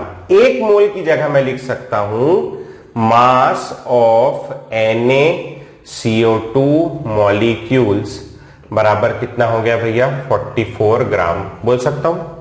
Na मॉलिक्यूल्स का मास कितना है 44, तो मास ऑफ 1 CO2 मॉलिक्यूल, एक CO2 मॉलिक्यूल का मास कितना हो जाएगा 44 ग्राम डिवाइडेड बाय Na। समझ में आ रही बात? तो ये आप कर लोगे 44 डिवाइडेड बाय 6 इंटू 10⁻⁻23, 6 7 42 होता है, तो ये आएगा 42.3 इंटू 10⁻⁻, ऊपर जाके -23 ग्राम। तो एक मेथड ये है, एक मेथड ये है, ये वाला फर्स्ट मेथड है और ये वाला सेकंड मेथड है। आपको जो अच्छा लगे आप यूज कर सकते हैं। ठीक है बेटा, चलिए नोट करिए। तो ये था बेटा अपना मोल कंसेप्ट। कुछ इस टाइप के क्वेश्चन जैसे मैंने कराए, ये आपको मोल कंसेप्ट में प्रैक्टिस करने हैं। आगे बढ़ेंगे, आगे हेडिंग डालेंगे कॉपी में बेटा, अपन करने वाले हैं स्टाइशियोमेट्रिक कैलकुलेशंस। क्या करने वाले हैं? स्टाइशियोमेट्रिक कैलकुलेशंस। स्टाइशियोमेट्री का क्या उपयोग है, याद करो। स्टाइशियोमेट्री किस लिए काम आती है? स्टाइशियोमेट्री, अगर कोई एक रिएक्शन हो रहा है तो उसमें रिएक्टेंट से जो प्रोडक्ट बन रहा है उसमें अगर मुझे एक अमाउंट दिया है, इसका गिवन अमाउंट है, तो उससे प्रोडक्ट कितना बनेगा ये पता लगाने के लिए मैं क्या यूज करता हूं? स्टाइशियोमेट्री का। ठीक है, या मेरे पास में मेरे को प्रोडक्ट गिवन है, तो उतना प्रोडक्ट बनाना है, किसी एक पर्टिकुलर अमाउंट में प्रोडक्ट बनाना है, तो उसको बनाने के लिए रिएक्टेंट कितना लेना होगा ये भी कौन बताएगा मेरे को? स्टाइशियोमेट्री बताएगी। समझ में आ रही बात है ना? या मान लीजिए मेरे पास दो रिएक्टेंट हैं, एक रिएक्टेंट 1 है और एक रिएक्टेंट 2 है, और मेरे को यह पता लगाना है कि एक रिएक्टेंट का मास गिवन है, दूसरे रिएक्टेंट का मास कितना लगेगा, तो भी अपन किसका यूज करेंगे? स्टाइशियोमेट्री का। ठीक है, या एक प्रोडक्ट और दूसरा प्रोडक्ट, दो प्रोडक्ट बन रहे हो और एक का अमाउंट गिवन हो और मेरे को पता लगाना हो दूसरा कितना बनेगा, तो भी अपन किससे पता लगाएंगे? स्टाइशियोमेट्री से। कुल मिला के एक रिएक्शन में होने वाली सारी कैलकुलेशंस अपन लोग काय में करते हैं? स्टाइशियोमेट्रिक कैलकुलेशंस में। ठीक है, तो इन कैलकुलेशंस के कुछ स्टेप्स हैं, वो स्टेप्स अपन लिखना पसंद करेंगे, वो स्टेप्स लिख लेते हैं, आइए, है ना। इसमें स्टाइशियोमेट्री का एक सबसे बड़ा ड्रॉबैक है, स्टाइशियोमेट्री के साथ ना एक कंसेप्ट और होता है, अपन लोगों ने पढ़ा होगा, equivalent concept, law of equivalence, equivalent concept. तो स्टाइशियोमेट्री में सबसे बड़ा ड्रॉबैक है कि यहां पर बैलेंस्ड रिएक्शन चाहिए, और इक्विवेलेंट कंसेप्ट में ये उसका एडवांटेज है कि वहां बैलेंसिंग की आवश्यकता नहीं है। समझ में आई बात? ठीक, तो आ जाइए लिख लेते हैं स्टेप्स। तो स्टेप्स तो वही रहेंगे। सबसे पहला स्टेप लिखेंगे right balanced chemical equation, right balanced chemical equation, पूरा बैलेंस्ड केमिकल इक्वेशन लिखना है। दूसरा, right number of moles oblique molar mass oblique molar volume of all the species as seen in the equation में जो नजर आ रहा है वो लिखना है। तीसरा, right number of moles oblique mass oblique volume of all the species as given in the question। ये जो है ऊपर वाले में ये seen in the equation important है, और ये वाले में जो given in the question है ये वाला पार्ट इंपॉर्टेंट है। अभी नोट कर लो, इसके बाद मैं आपको समझा भी दूंगा क्या चीज क्या है। और चौथा और आखिरी पॉइंट लिखेंगे सॉल्व बाय यूनिटरी मेथड। एक यूनिटरी मेथड होता था, बचपन में सीखा था कि 10 रुपए के 5 केले, तो बताओ 8 केले कितने के होंगे। तो 10 रुपए के 5 है तो 1 केला होगा 2 रुपए का, यूनिट में आ गए।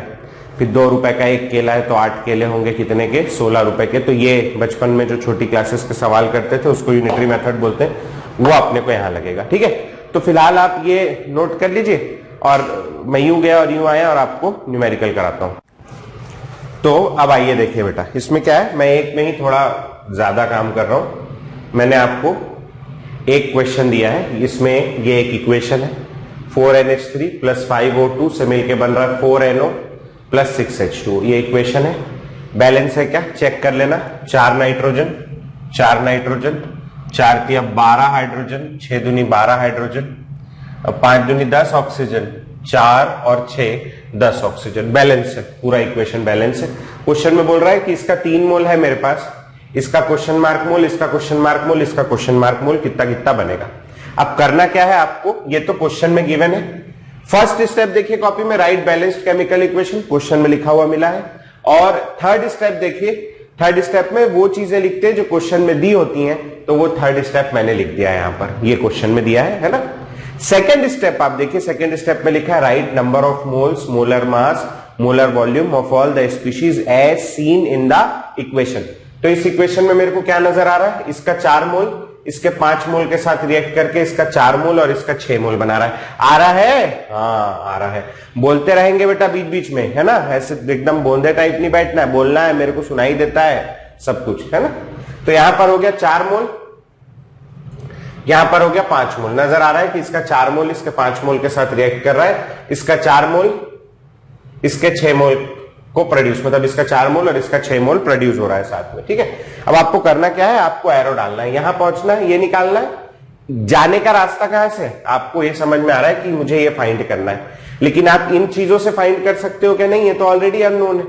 तो इस पूरे सेटअप में एक चीज नोन है, वो ये, इससे अपन इसका पता लगाएंगे। तो आप यहां से यहां एरो डालोगे ऐसे करके और पीछे से लिखना शुरू करोगे। क्या लिखोगे कि 4 मोल NH3 से क्या बनता है, 5 मोल O2। पीछे से लिखना है, एरो के पीछे से। 4 मोल NH3 से क्या बन रहा है, 5 मोल O2। तो 1 मोल NH3 से क्या बनेगा, 5/4 मोल O2 बनेगा। और 3 मोल से, 3 मोल NH3 से क्या बनेगा, 5/4 इंटू 3। 1 से 5/4, तो यहां 3 मल्टीप्लाई हुआ, यहां भी 3 मल्टीप्लाई कर दिया, 15/4, और ये आ जाएगा कितना आपका 3.25 कि नहीं 3.75 आएगा, हाँ 7.5 का आधा 3.75 मोल्स। ये आ गया, समझ में आया बेटा कैसे क्या। ठीक है, आओ अब ये फाइंड करना है। तो अब एरो को यहां से हटा करके ऐसा लगा देंगे और आप पूछ से लिखना शुरू करोगे यहां से कि 4 मोल NH3 से क्या प्रोड्यूस हो रहा है भैया, 4 मोल NO हो रहा है। 4 से 4, 4 से 4, तो 1 मोल से क्या प्रोड्यूस होगा, 4/4, या कह लो कितना 1। तो 3 मोल NH3 से क्या होगा, 3 मोल NO।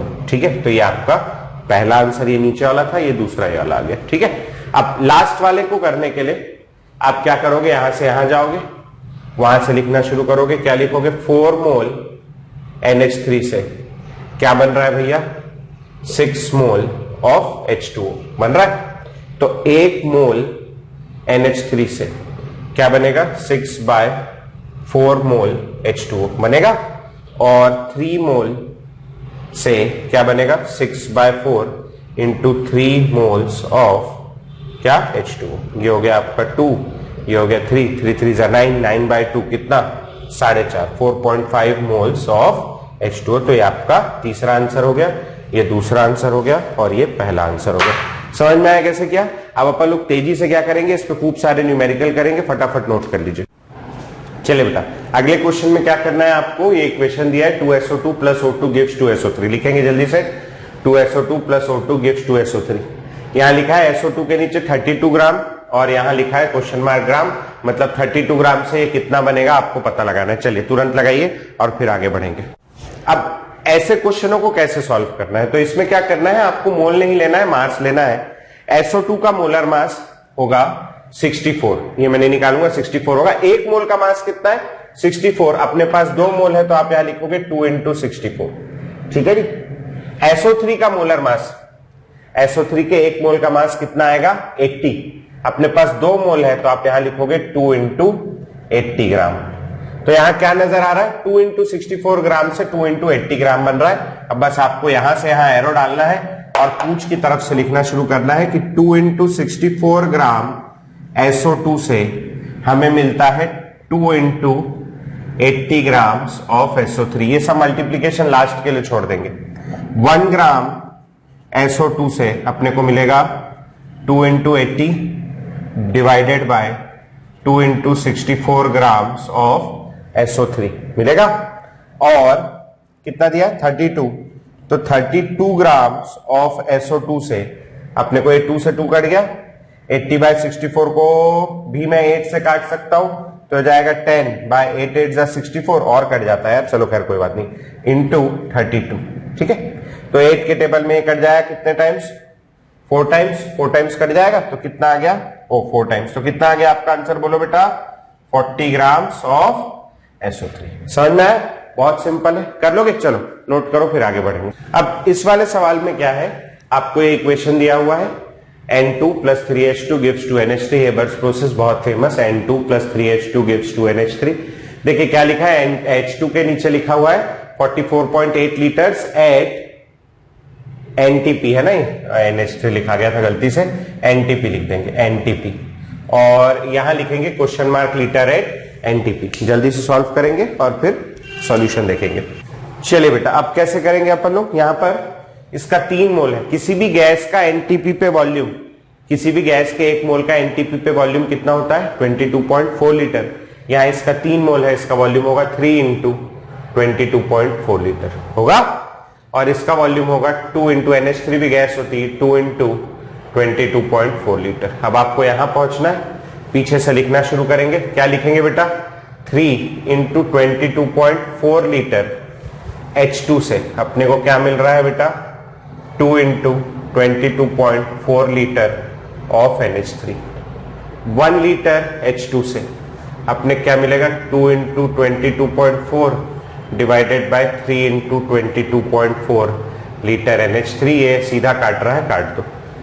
1 लीटर से मिल रहा है मेरे को 2/3 लीटर, 44.8 लीटर H2 से मेरे को मिलेगा 2/3 × 44.8 लीटर NH3। मल्टीप्लाई कर लेना है ना, इसको मल्टीप्लाई कर लोगे तो आपका आंसर आएगा 44.8 × 2 डिवाइडेड बाय 3, 29.8 लीटर NH3। समझ में आया बेटा कैसे करना है, कर लोगे। तो ये एक कैटेगरी थी, आगे बढ़ेंगे, अगली कैटेगरी देखनी है। हाँ ये मेरा मार्कर घूम गया था। अब अपन लोग देखेंगे कि अपन कंबशन रिएक्शंस को कैसे बैलेंस करेंगे और कैसे क्या करते हैं कंबशन रिएक्शंस में। तो हेडिंग डालेंगे कंबशन रिएक्शंस। कंबशन रिएक्शंस यानी क्या होता है, जब अपन किसी organic compound, generally organic compound के लिए ही लेते हैं, ऑर्गेनिक कंपाउंड को अपन पूरी तरीके से क्या करें, उसको जला दे, तो उसको क्या बोलते हैं कंबशन।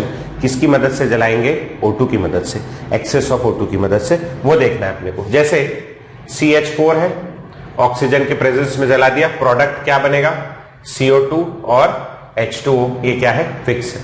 इसको बैलेंस करने का एक तरीका है, इसको बैलेंस कैसे करते हैं अपन लोग भैया, CHO, CH आगे से और O कहां से, पीछे से, याद आया होगा, CH आगे से और O पीछे से। यहां एक कार्बन है, यहां एक कार्बन है, यहां 4 हाइड्रोजन है, यहां 2 ही है, यहां क्या लगा दूंगा मैं 2। ऑक्सीजन के लिए उल्टा बैलेंस करेंगे, पीछे से आके 2 और 2 4, जबकि यहां 2 ही है, तो मैं यहां क्या लगा दूंगा 2। समझ में आया, देखो C3H8 plus O2 gives CO2 plus H2O, product fix है, बैलेंस करने का तरीका फिक्स है, CH आगे से O पीछे से, बेस्ट मेथड है। 3 कार्बन है तो यहां 3 लगा देंगे, 8 हाइड्रोजन है, यहां 2 ही है, मैं यहां 4 लगा दूंगा। ऑक्सीजन काउंट करो 6 और 4 कितने हो गए 10, यहां 2 है, क्या लग जाएगा 5, ठीक है। एक और C4 H10 plus O2 gives CO2 plus क्या बेटा H2O। बैलेंस करने का तरीका CH आगे से और O पीछे से। 4 है तो यहां क्या लगेगा 4। ऑक्सीजन हाइड्रोजन कितने हैं 10, तो मैं यहां क्या लगाऊंगा बेटा 5। अब देखो ये हो गया 5 और 8, 5 और 8 कितने हो गए 13, तो यहाँ 2 है तो मैं यहाँ क्या लगाऊंगा बेटा बोलो 13/2। समझ में आया किस तरीके से करना है? ठीक है, हो जाएगा। ये हो गया कंबशन रिएक्शन को बैलेंस करना। नोट करेंगे और फिर अपन आगे बढ़ेंगे। क्वेश्चन लिखेंगे बेटा ये वाला, what mass of O2 is required, what mass of O2 is required for combustion लिखा है तो कंप्लीट कंबशन मान के चलना है। What mass of O2 is required for combustion of 156 gram of benzene. Find out the volume of CO2 produced at NTP also. Find out the volume of CO2 produced at NTP also. चलिए बेटा अब देखेंगे क्या करेंगे। सबसे पहले balanced chemical equation चाहिए। Benzene क्या होता है? बेंजीन होता है C6H6 प्लस O2 गिव्स क्या बनाएगा CO2 प्लस H2 बनाएगा। बैलेंस करने का तरीका CH आगे से O पीछे से। 6 कार्बन है यहाँ क्या लगा दूंगा मैं 6, 6 हाइड्रोजन है यहाँ क्या लगा दूंगा मैं 3। ये हो गया कितना 12 प्लस 3 कितना 15, तो यहाँ क्या लिखूं बोलो 15/2। इसका मास दिया है 156 ग्राम ऑफ बेंजीन। पहले थर्ड स्टेप लिखा करो 156 ग्राम। O2 का क्या निकालना है मेरे को? मास निकालना है, यहां लिखो क्वेश्चन मार्क ग्राम। CO2 का मेरे को क्या निकालना है? Find out the volume of CO2 produced at NTP question mark litre at NTP लिखो। इसके बारे में कुछ नहीं दिया है, क्रॉस कर दो, मेहनत बच जाएगी। ठीक है, अब क्वेश्चन में जो जो दिया है वो लिखेंगे, जो जो इक्वेशन में दिख रहा है वो लिखेंगे। इसके लिए मास लिखना है तो अब C6H6 6 12 72, 72 प्लस 6 कितना हो गया? ये 78 ग्राम हो गया। अच्छा जी, इधर आ जाओ 15/2 इंटू O2 का मास कितना होगा 32 ग्राम। इसका 6 मोल दिया है तो 6 इंटू 1 मोल का वॉल्यूम NTP पे CO2 गैस है कितना होगा 22.4 लीटर। पहले बार ये सॉल्व करेंगे, ओहो पहले बार ये सॉल्व करेंगे और दूसरे बार ये सॉल्व करेंगे। दो पार्ट में होगा सॉल्व। ठीक है, आ जाओ। फर्स्ट टाइम 78 ग्राम C6H6 से क्या बन रहा है भैया? 2 से काट दो, 15 इंटू 16 ग्राम O2 रिक्वायर्ड है इसके लिए। तो 1 ग्राम के लिए 15 इंटू 16 डिवाइडेड बाय 78 और 156 ग्राम के लिए कितना हो जाएगा 15 इंटू 16 डिवाइडेड बाय 78 इंटू 156। अब अगर आप ये देखोगे 78 और 156 कोई रिलेशन है क्या? मेरे को पता नहीं क्यों 2 टाइम्स लग रहा है। 16, हाँ 2 टाइम्स ही तो 2 टाइम्स हो गया। डबल कर दोगे ये हो गया 30 इंटू 16, 16 3 जा 48, 480 ग्राम हो गया। डन। अब आप देखो जब आपको पता चल गया 2 टाइम्स का रिलेशन है 78 और 156 में, आप सीधा इसको सॉल्व करेंगे ये वाले को। ये देखिए ये कितना टाइम्स हो गया बेटा 2 टाइम्स। अब अगर आपने रिएक्टेंट को 2 टाइम्स कर दिया है, 2 गुना रिएक्टेंट डालोगे तो प्रोडक्ट भी कितना बनेगा बोलो 2 गुना बन जाएगा। 2 गुना तो सीधा आपको लिखना है यहां पर वॉल्यूम ऑफ CO2 प्रोड्यूस्ड बराबर हो जाएगा कितना 6 इंटू 22.4 मल्टीप्लाइड बाय 2। मल्टीप्लाई कर लेना 12 इंटू 22.4, जो भी आंसर आएगा वो आपका आंसर होगा। समझ में आया? तो ये एक शॉर्ट ट्रिक है। अब ये शॉर्ट ट्रिक हमेशा नहीं लगती। जब आपको दिख रहा हो कि ऑब्वियसली इतने टाइम्स हुआ है एक चीज तो दूसरा कितने टाइम्स होगा तो लग जाती है। समझ में आ रही बात? हमेशा नहीं लगेगी। चलिए नोट करिए, आगे बढ़ेंगे। क्वेश्चन लिखेंगे बेटा, अ 4 मोल mixture of C3H8, a 4 mole mixture of C3H8 and C4H10 produces a total of 15 moles of CO2, 15 moles of CO2 on complete combustion. A 4 mole mixture of C3H8 and C4H10 produces a total of 15 moles of CO2 on complete combustion. Find mole percentage of C3H8 and C4H10, mole percentage of C3H8 and C4H10 in the mixture. चलिए आइए अब इसका solution देखेंगे।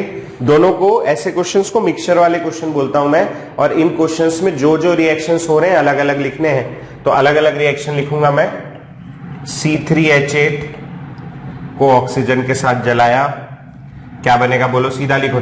3 दिख रहा है ना, 3 मोल CO2, 8 दिख रहा है, क्या होगा 4 मोल H2। उल्टा ऑक्सीजन बैलेंस करते हो, वहीं से 4 और 6 10, तो यहां क्या लगा दो 5। अब देखो इसका ऐसे में ना, जैसे मिक्सचर दिया तो ये लिख लो अपने लिए साइड में कि भैया इस मिक्सचर के अंदर इस मिक्सचर के अंदर 2 चीज है, पहली है C3H8, दूसरी है C4H10। ऐसा लिख लो। C3H8 के कितने मोल दिए हैं नहीं मालूम, टोटल मिक्सचर के दिए हैं 4 मोल। 4 मोल का मिक्सचर है, इसके x मोल मान लो, तो ये कितना हो जाएगा बेटा, ये हो जाएगा 4 - x mole.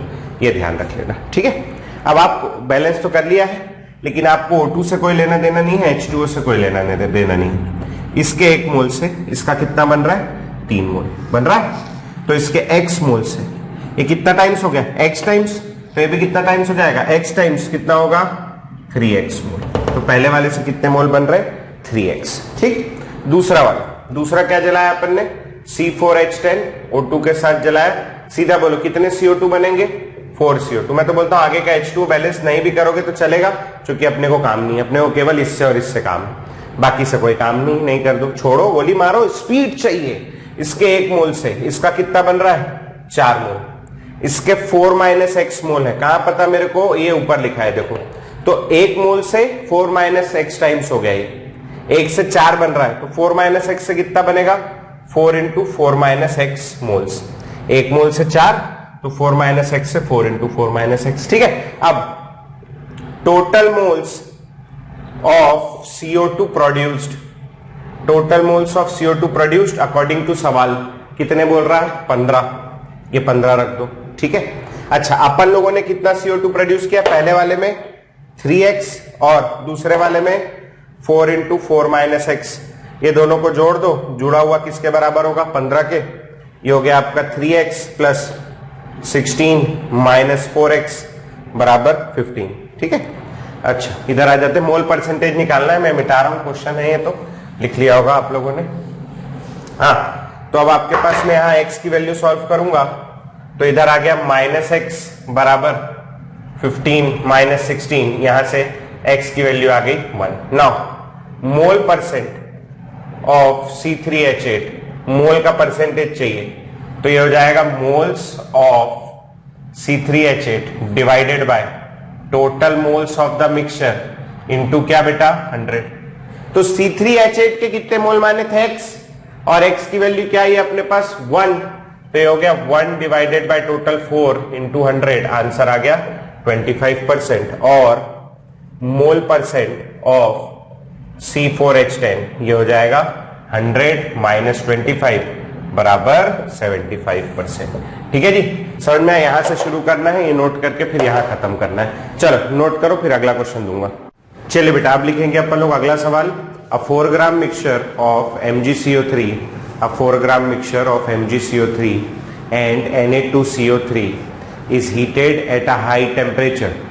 A 4 gram mixture of MgCO3 and Na2CO3 is heated at a high temperature, loses 0.88 gram weight, loses 0.88 gram weight. Find percentage of MgCO3 and Na2CO3 in the mixture. Find percentage of MgCO3 and Na2CO3 in the mixture by their weight. चलिए बेटा solve करिए इसको। चलिए आ जाइए, कैसे करेंगे इस question को। तो इसमें क्या है कि मिक्सचर दिया है, मिक्सचर में अपने को टोटल मिक्सचर का मास लिख लेते हैं अपन। मिक्सचर का मास कितना है बेटा, 4 ग्राम है ना।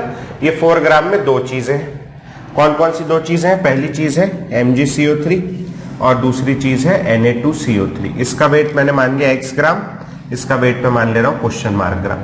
अब आपको ढूंढना है यहां से होने वाला पॉसिबल रिएक्शन। तो यहाँ पॉसिबल रिएक्शन क्या है, उसको गर्म किया है और हाई टेम्परेचर पे गर्म किया है। MgCO3 CaCO3 चाचा का लड़का है, टूट जाएगा कायम बेटा MgO और CO2 में, ये तो टूट जाना है, ठीक है।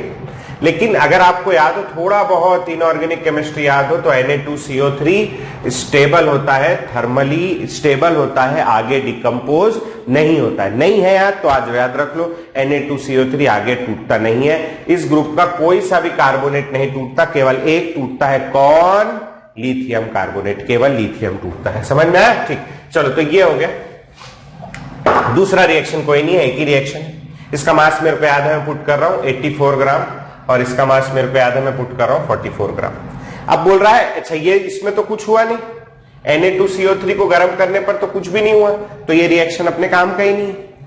MgO एक सॉलिड है, CaCO3 भी सॉलिड है, CO2 गैस है, तो वेट लॉस हो गया। वेट लॉस हो गया मतलब कोई चीज भाग गई। कौन भागेगा? कौन भाग गया? बोलो यहां से, कौन भागेगा? CO2 उड़ जाएगा।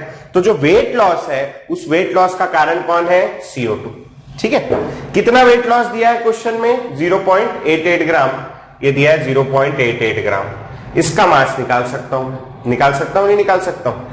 उल्टा लिखेंगे, यहां से लिखना शुरू करेंगे। क्या? 44 ग्राम वेट लॉस के लिए अपने को चाहिए रहेगा 84 ग्राम MgCO3। ठीक है, तो 1 ग्राम वेट लॉस करने के लिए मेरे को चाहिए 84 divided by 44 grams of MgCO3, और 0.88 ग्राम वेट लॉस के लिए अपने को लगेगा क्या? 84 divided by 44 into 88 divided by 100 में पहले ही कर लिया हूं ना, तो ये हो गया आपका कितना? 2 टाइम्स, और 84 इंटू 2 करोगे 168 डिवाइडेड बाय 100, या कह लो 1.68 ग्राम MgCO3 आ गया। ये आ गया MgCO3 का वेट। मेरे को क्या निकालना है उसका? क्या गया क्वेश्चन में? परसेंटेज निकालना है। तो अब आ जाओ जरा परसेंटेज निकालें। तो ये भी मिटा दूं क्या? अब मिटा ही देता हूं, क्या है उसमें, लेकिन यार उसमें लिखा हुआ था, चलो कोई नहीं, ध्यान है मेरे को। तो परसेंटेज ऑफ MgCO3, भैया जिसको लिखना हो ना, जो छूट गया हो तो पीछे रिवाइंड हो जाता है, ये वीडियो है ना, समझ रहे हो? आगे पीछे होने का सुविधा है, आगे पीछे कर लेना। परसेंटेज ऑफ MgCO3, MgCO3 का percentage, weight of MgCO3 divided by total mass into 100। तो वेट ऑफ MgCO3 x माना था, टोटल मास क्वेश्चन में 4 दिया था, इंटू 100, और उसका वेट कितना है MgCO3 का? 1.68 इंटू 100 डिवाइडेड बाय 4, या 168 बाय 4, और मैं इसको करूंगा तो आ जाएगा कितना? 84 बाय 2, या कह लो 42% आ गया, है ना। और परसेंटेज ऑफ Na2CO3 निकालूंगा तो ये हो जाएगा 100 माइनस 42, या कह लो कितना? 58%। 58 होगा ना? हाँ 58%। समझ में आया कैसे निकाला? हो जाएगा, ठीक। नोट करेंगे, अगले कैटेगरी का क्वेश्चन देखेंगे। चलिए बेटा, अब अपन लोग देखेंगे अगला टॉपिक जो है परसेंटेज प्योरिटी। फॉर्मूला लिख लेंगे। परसेंटेज प्योरिटी बराबर, वो निकालना है कितना परसेंट प्योर है, कितना इम्प्योर है, बहुत इजी चीज है, बहुत आराम से हो जाएगा। तो परसेंटेज प्योरिटी का फॉर्मूला लिखेंगे। परसेंटेज प्योरिटी बराबर मास ऑफ प्योर सब्सटेंस, बराबर mass of pure substance divided by total mass of the sample, divided by total mass of the sample into 100। Percentage purity बराबर mass of pure substance divided by total mass of the sample into 100। ठीक है, question लिखेंगे बेटा। a 20 gram sample of impure carbon, a 20 gram sample of impure carbon on combustion, a 20 gram sample of impure carbon on combustion produces 58.6 gram CO2. Find out percentage purity of carbon. Carbon कितना pure था ये find करना है। ठीक है, अगर आप खुद करना चाहते हैं या वीडियो पॉज कर लीजिए, और अगर देखना है तो आ जाइए। तो भैया रिएक्शन क्या होगा? कार्बन कंबस्शन ऑक्सीजन के साथ करेगा और क्या बनाएगा? CO2। ठीक है, अब आ जाते हैं। इसका मेरे को पता है इसका 1 मोल यानी 12 ग्राम होगा, इसकी जरूरत नहीं। 12 ग्राम से कितना बन रहा है? 44 ग्राम। CO2 का मोलर मास कितना होगा? 44। क्वेश्चन में दिया है 58.6 ग्राम ऑफ CO2 बन रहा है, तो मैं यहां लिख रहा हूं 58.6 ग्राम। इसका मास निकालना है मेरे को। इसका मास क्यों चाहिए? क्योंकि मेरे को परसेंटेज प्योरिटी निकालनी। इम्प्योर सैंपल का टोटल मास ऑफ सैंपल दिया है 20, मेरे को मास ऑफ कार्बन पता करना है, ऊपर पुट करूंगा 100 से मल्टीप्लाई करूंगा, मेरा परसेंटेज प्योरिटी आ जाएगा। ठीक है, तो आ जाओ पता लगाते हैं, पीछे से लिखेंगे 44 ग्राम CO2 बनाने के लिए मेरे को चाहिए 12 ग्राम, क्या चाहिए मेरे को, 12 ग्राम कार्बन चाहिए, है ना। और 1 ग्राम CO2 बनाने के लिए मेरे को लगेगा 12 डिवाइडेड बाय 44 ग्राम कार्बन, और 58.6 ग्राम CO2 बनाने के लिए मेरे को लगेगा 12, इसको काट दूं क्या मैं, 4 से कट जाएगा, 3/11, 4 से कटेगा ना, इनटू कितना 58.6 ग्राम कार्बन, 11 से काट देता हूं, 3 इंटू 5 टाइम्स कितना हो गया 55, कितना बचा 3, 36, 5.3, 3 टाइम्स कितना हो गया 33, फिर बचा 3, 5.33 आ जाएगा। ठीक है, 5.33 इंटू 3 करूंगा, ये आएगा 15.99 which is approximately equal to 16 gram. तो इतना CO2 जो बन रहा है 58.6 ग्राम, ये केवल कितने ग्राम से बन जाता, 16 ग्राम से। मेरे पास कितना ग्राम पड़ा है कार्बन का, कहां गया 20 ग्राम इम्प्योर सैंपल। समझ में आ रही बात। तो अब अगर मैं क्वेश्चन मिटा रहा हूं, परसेंटेज प्यूरिटी निकालनी है, तो जो टोटल मास ऑफ सैंपल है वो कितना है मेरे पास, बोलो 20 ग्राम, उसमें से मास ऑफ प्योर कार्बन, जो एक्चुअल कार्बन मेरे को जो यूज में आया वही रहा होगा, बाकी की इंप्यूरिटी रही होगी, तो मास ऑफ प्योर कार्बन कितना है 16 इंटू क्या हो गया आपका 100, तो ये कट गया आपका 5 टाइम्स, और 16 5 80% प्यूरिटी थी उसकी। समझ में आया कैसे किया, कर लोगे। चलो नोट करो, मैं एक क्वेश्चन और दे रहा हूं वो करके दिखाना। अगला क्वेश्चन लिखेंगे बेटा, in the reaction N2 plus O2 gives 2NO, in the reaction N2 plus O2 gives 2NO, 100 grams of N2, 100 grams of N2 produces 90 gram of NO, 100 grams of N2 produces 90 grams of NO. Find percentage purity of N2, find percentage purity of N2. Solve करेंगे बेटा। चलिए आइए पूरा solution देखते हैं अपन लोग इसका। तो total mass of N2 sample, N2 sample का टोटल मास कितना है 100 ग्राम। ठीक है जी, अब अपन ये पता लगा देते हैं इसमें मास ऑफ प्योर N2 कितना है, ये पता लगा लेते हैं, अपना काम हो जाएगा। आइए जरा, बहुत इजी सवाल है ये। N2 प्लस O2 से मिलके बना 2NO, इसका मास हो गया 28 ग्राम।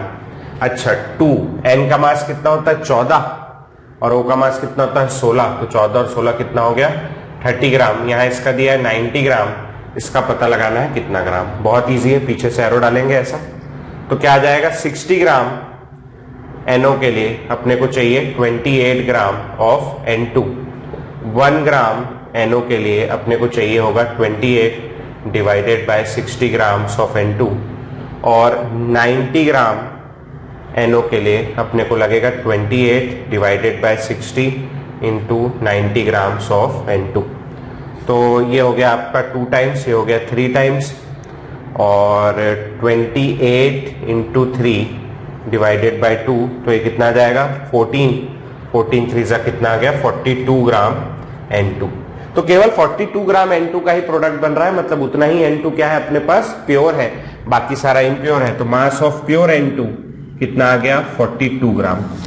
परसेंटेज प्यूरिटी बराबर weight of pure N2 42, total mass of the sample 100 into 100, 100 से 100 कैंसल, अपना आंसर आ गया 42%। समझ में आया किस टाइप का करना है। इस टाइप के क्वेश्चंस पूछता है, पूछ चुका है नीट में, है ना, और जेई में भी पूछता रहता है। ठीक है, तो इस टाइप के क्वेश्चंस रहेंगे, नोट कर लीजिए, और फिर अपन आगे बढ़ते हैं, अगली कैटेगरी देखेंगे।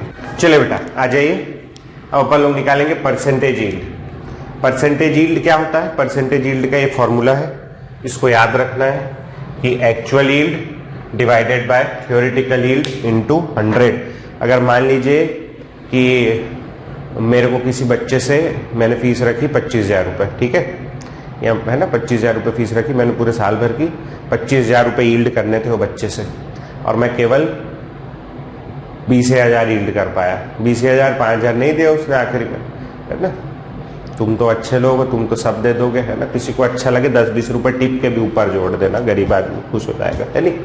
तो मान लीजिए मेरे को उससे 25,000 लेने थे, उसने 20,000 दिए, तो मैं क्या 100% यील्ड कर पाया क्या उससे? नहीं।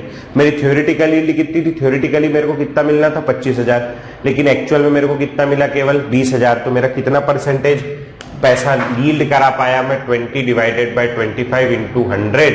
तो ये काट दोगे तो कितना आया? 80%। बस यही अपने को पता लगाना है कि कितना परसेंटेज यील्ड कर पाया। उस बच्चे से मैं केवल 80% ही यील्ड कर पाया, और जिसने मेरे 5,000 रुपए खाए वो मेरे से तो 0% ही यील्ड कर पाया होगा, उसको कुछ समझ नहीं आया होगा, ऐसा मेरा पक्का मानना है। खैर छोड़िए, चलिए आगे बढ़ेंगे। तो अब कैसे करना है अपने को? देखिए परसेंटेज यील्ड कैसे निकलेगा? Actual yield divided by theoretical yield into 100। एक क्वेश्चन दिया हुआ है, इस क्वेश्चन से समझेंगे। क्वेश्चन लिखेंगे, इन द रिएक्शन 2C, लिख लो जल्दी लिखो, आगे बढ़ना है, समय नहीं है। In the reaction 2C plus O2 gives 2CO. In the reaction 2C plus O2 gives 2CO. 12 gram of carbon, 12 gram of carbon, अरे मेरी तरफ मत देखो यार, लिखो जल्दी। 12 gram of carbon, 12 gram of carbon produces 22.4 gram, 22.4 gram CO2. 12 gram of carbon produces 22.4 gram CO2. Find percentage yield of the reaction, find percentage yield of the reaction. अब जिसको खुद से ट्राई करना है पॉज करेगा, जिसको नहीं करना है मेरे साथ आ जाइए, सीख लो, अगले क्वेश्चन को ट्राई कर लेना।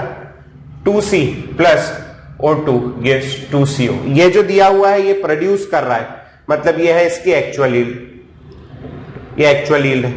अगर मैं निकाल लूं कि उसकी थ्योरेटिकल यील्ड कितनी, थ्योरेटिकली उसको कितना प्रोड्यूस करना था, तो अपना काम हो जाएगा। आ जाओ जरा, O2 का कोई जिक्र नहीं है, 24 ग्राम कार्बन से 2 कार्बन है, 24 ग्राम हो गया। 2 इंटू CO कितना हो गया? 2 इंटू CO भैया आपका CO का मास कितना है? 12 और 16, 28 इंटू 2, इतना ग्राम बनना था। 12 ग्राम से कितना बनेगा पता लगाना है, बहुत आसान है। ये कितना हो गया भैया? देखो सीधा करेंगे, कितना टाइम्स हो गया? ये हाफ टाइम्स, तो ये भी कितना हो जाएगा? हाफ हो जाएगा। तो ये 12 हो गया, तो ये कितना आना चाहिए बोलो? Theoretical yield is equal to कितना? 28 ग्राम CO, ये होना चाहिए। नाउ परसेंटेज यील्ड का फॉर्मूला, प्रोड्यूस कितना होना चाहिए था? 28 ग्राम, हो कितना पाया? केवल 22.4। तो ये हो जाएगा 22.4 डिवाइडेड बाय 28 इंटू 100। 4 के टेबल में कट जाएगा, ये कटेगा 7 टाइम्स, 4 7 जा, ये कटेगा 20.2 बचा 5.6। 5.6 को लिख रहा हूं 56 इंटू 100 की जगह लिख रहा हूं 10 डिवाइडेड बाय 7, 7 8 जा 56। क्या आंसर आया आपका? 80%। समझ में आया कैसे निकाला? कर लोगे? चलो नोट करो, मैं एक क्वेश्चन और दे रहा हूं, फिर उसको सॉल्व करके दिखाना। लिखेंगे बेटा अगला क्वेश्चन, N2 प्लस 3H2 से मिलकर बन रहा है 2NH3। रिएक्शन दिया है, रिएक्शन में दिया है 40% यील्ड है उसकी, रिएक्शन में यील्ड दी है 40% की। N2 प्लस 3H2 से मिलकर बना 2NH3, यील्ड दी है 40%। N2 का मास दिया है 70 ग्राम, N2 का मास दिया है 70 ग्राम, और पूछ रहा है कि NH3 का कितना ग्राम बनेगा। ठीक है, तो N2 का 70 ग्राम दिया है, NH3 का कितना ग्राम बनेगा पूछ रहा है। सॉल्व करिए फिर सॉल्यूशन देखते हैं। चलिए बेटा अब देखते हैं इसको अपन लोग। सिंपली बहुत सिंपल है, इसको लास्ट में करेंगे अपन यूज। पहले N2 का मास कितना होगा? 28 ग्राम। NH3, एक NH3 का मास होता है 14 और 3 17, 14 नाइट्रोजन का और 3 हाइड्रोजन का, तो ये 2 है, तो 2 इंटू 17 ग्राम। इसका पता लगा लेता हूं मैं, बहुत इजी है। क्या कि 28 ग्राम N2 से क्या बन रहा है? 34, या छोड़ो भैया, 2 इंटू 17 ग्राम क्या बन रहा है जी? NH3। तो 1 ग्राम N2 से क्या बनेगा? 28 into 17, sorry 2 into 17 divided by 28 gram NH3, और कितना ग्राम दिया है? 70 ग्राम। तो 70 ग्राम N2 से मैं इसको क्या कर दे रहा हूं? काट दूंगा तो क्या बचेगा? 17/14 इंटू ये वाला 70 लगा दिया, 70 ग्राम ऑफ क्या? NH3। ठीक है, अब आप इसको काट लो, 7 2 जा 7 10 जा 170/2, तो आपका आ गया वेट ऑफ NH3 थ्योरेटिकल जो निकलना चाहिए वो 170/2 बराबर 85 ग्राम आना चाहिए। लेकिन ये 40% यील्ड का क्या मतलब है? जितना भी प्रोड्यूस होने वाला था जो प्रोडक्ट है उसका कितना परसेंट हो जाएगा, एक्चुअल का 40%। तो अपन लिख सकते हैं actual product is equal to 40% of क्या, theoretical product. Actual product is equal to 40%। तो ये हो गया 40% यानी 40 डिवाइडेड बाय 100 इंटू 85। ये कट जाएगा, मल्टीप्लाई करो 20 कैरी ओवर टू 32 और 34 डिवाइडेड बाय 10। तो ये आपका आंसर आ गया 34 ग्राम। कितना बनना चाहिए था भैया, कहां गया, 85 बना, कितना, केवल 34। समझ में आया कैसे किया, हो जाएगा पक्का। चलो नोट करो, फिर अगला क्वेश्चन करेंगे। आ जाइए बेटा, तो देखेंगे अपन लोग ये अगला क्वेश्चन। अगले क्वेश्चन में दिया है, ये रिएक्शन लिख लो बेटा, 2SO2 plus O2 gives 2SO3। 2SO2 plus O2 gives 2SO3, bracket में लिखेंगे यील्ड है, यील्ड इज इक्वल टू 50% है ना, 50% का यील्ड है। और बोल रहा है SO3 का 32 ग्राम है अपने पास, बनाना है 32 ग्राम, इसका कितना ग्राम लगेगा। ठीक है, जल्दी सॉल्व करिए, फिर अपन आंसर देखेंगे। चलिए बेटा, अब इसका आंसर देख लेते हैं अपन लोग। सबसे पहले अपन ये पता लगाएंगे कितना लगेगा। O2 के बारे में कोई जिक्र नहीं, मैं इसको काट दे रहा हूं। SO2 का मास हो जाएगा 2 इंटू 64 ग्राम और SO3 का मास हो जाएगा 2 इंटू 80 ग्राम। तो पीछे से लिखना शुरू करते हैं हमेशा। तो 2 इंटू 80 ग्राम SO3 के लिए मेरे को चाहिए 2 इंटू 64 ग्राम ऑफ क्या, SO2। तो 1 ग्राम SO3 के लिए मेरे को चाहिए 2 into 64 divided by 2 into 80 grams of SO2। ठीक है, ये चाहिए। और कितना है, 32 ग्राम। तो 32 ग्राम SO3 के लिए मेरे को चाहिए 2 इंटू 64। अच्छा, ये 2 से 2 काट देता हूं मैं, है ना। और 16 के टेबल में 16 4 और 16 5 ये भी कट गया, इंटू 32 ग्राम मेरे को क्या चाहिए बेटा, SO2 रिक्वायर्ड है ऐसे जनरली। ठीक, अब इधर आ जाते हैं बेटा। अभी क्या होगा अपना, ये यहां तक आ गया, इसको मल्टीप्लाई कर लेता हूं मैं। तो ये हो जाएगा कितना हो गया भैया, 4 टाइम्स से 12 8 और ये हो गया 4 3 से 12.28 डिवाइडेड बाय 5 ग्राम SO2 मेरे को रिक्वायर्ड है। कब, जब एक्चुअल यील्ड होता है। ठीक है, 32 ग्राम SO3 बनाने के लिए मेरे को 128 डिवाइडेड बाय 5 ग्राम SO2 चाहिए। कब, जब यील्ड कैसी है, 100%। ये मेरा थ्योरेटिकल रिक्वायर्ड है ना। लेकिन अब देखिए, मैं अगर इतना ले लेता हूं तो वैसे तो 32 ग्राम बनना चाहिए, लेकिन बनेगा कितना, केवल 16 ग्राम, चूंकि यील्ड 50%। अब अगर मैं इतना बनाना चाहता हूं तो जितना लेना चाहिए था एक्चुअल में मेरे को कितना लेना चाहिए, उससे भैया डबल लेना पड़ेगा, तब तो जाके बात बनेगी। तो यहां पर हो जाएगा actual mass of SO2 required is equal to 2 times into mass, मतलब theoretical mass of SO2 required. 2 times क्यों होगा, समझ में आया, क्योंकि मैं जितना ही प्रोडक्ट बनाऊंगा वो आधा हो जाएगा। तो ये हो गया आपका भैया 2 टाइम्स इंटू 128 बाय 5, ये हो जाएगा 256 बाय 5, ये हो गया 5, ये हो गया 1.2, 51.2 ग्राम ये आएगा। समझ में आया बेटा कैसे किया, ठीक है, कर लोगे, बढ़िया। ठीक है, चलिए तो आज अपन यहां तक देखते हैं। अगली क्लास में अपन लोग करेंगे लिमिटिंग रिएजेंट और उससे रिलेटेड सवाल, और उसके आगे का चैप्टर खत्म करेंगे। कोशिश करेंगे अपन अगली क्लास में ये चैप्टर खत्म हो जाए। रोज सुबह के टाइम पे वीडियो आएगा, है ना, 10 बजे के आसपास का टाइम अपन रखेंगे। अगर आपको वीडियो अच्छा लग रहा है तो बहुत बढ़िया बात है ना। आपके पास एक लिंक आया होगा आपके अनाउंसमेंट में, जिसमें हमारा यूट्यूब का ये वीडियो है ना। वहाँ जाके उस वीडियो को लाइक करिए, शेयर करिए, सब्सक्राइब करिए। अपने दोस्तों को बताइए कि मोहित सर जो है वो रिवीजन कोर्स ले रहे हैं, अगर किसी को ज्वाइन करना हो तो वो उसे भी ज्वाइन कराइए, आपकी बड़ी मेहरबानी होगी। ठीक है, चलिए बहुत बहुत धन्यवाद इतना देर मुझे सुनने के लिए। अच्छे से पढ़ाई करिए और इस बार अपने को कंपटीशन निकालना ही है। ठीक है बेटा, चलिए all the best, bye bye.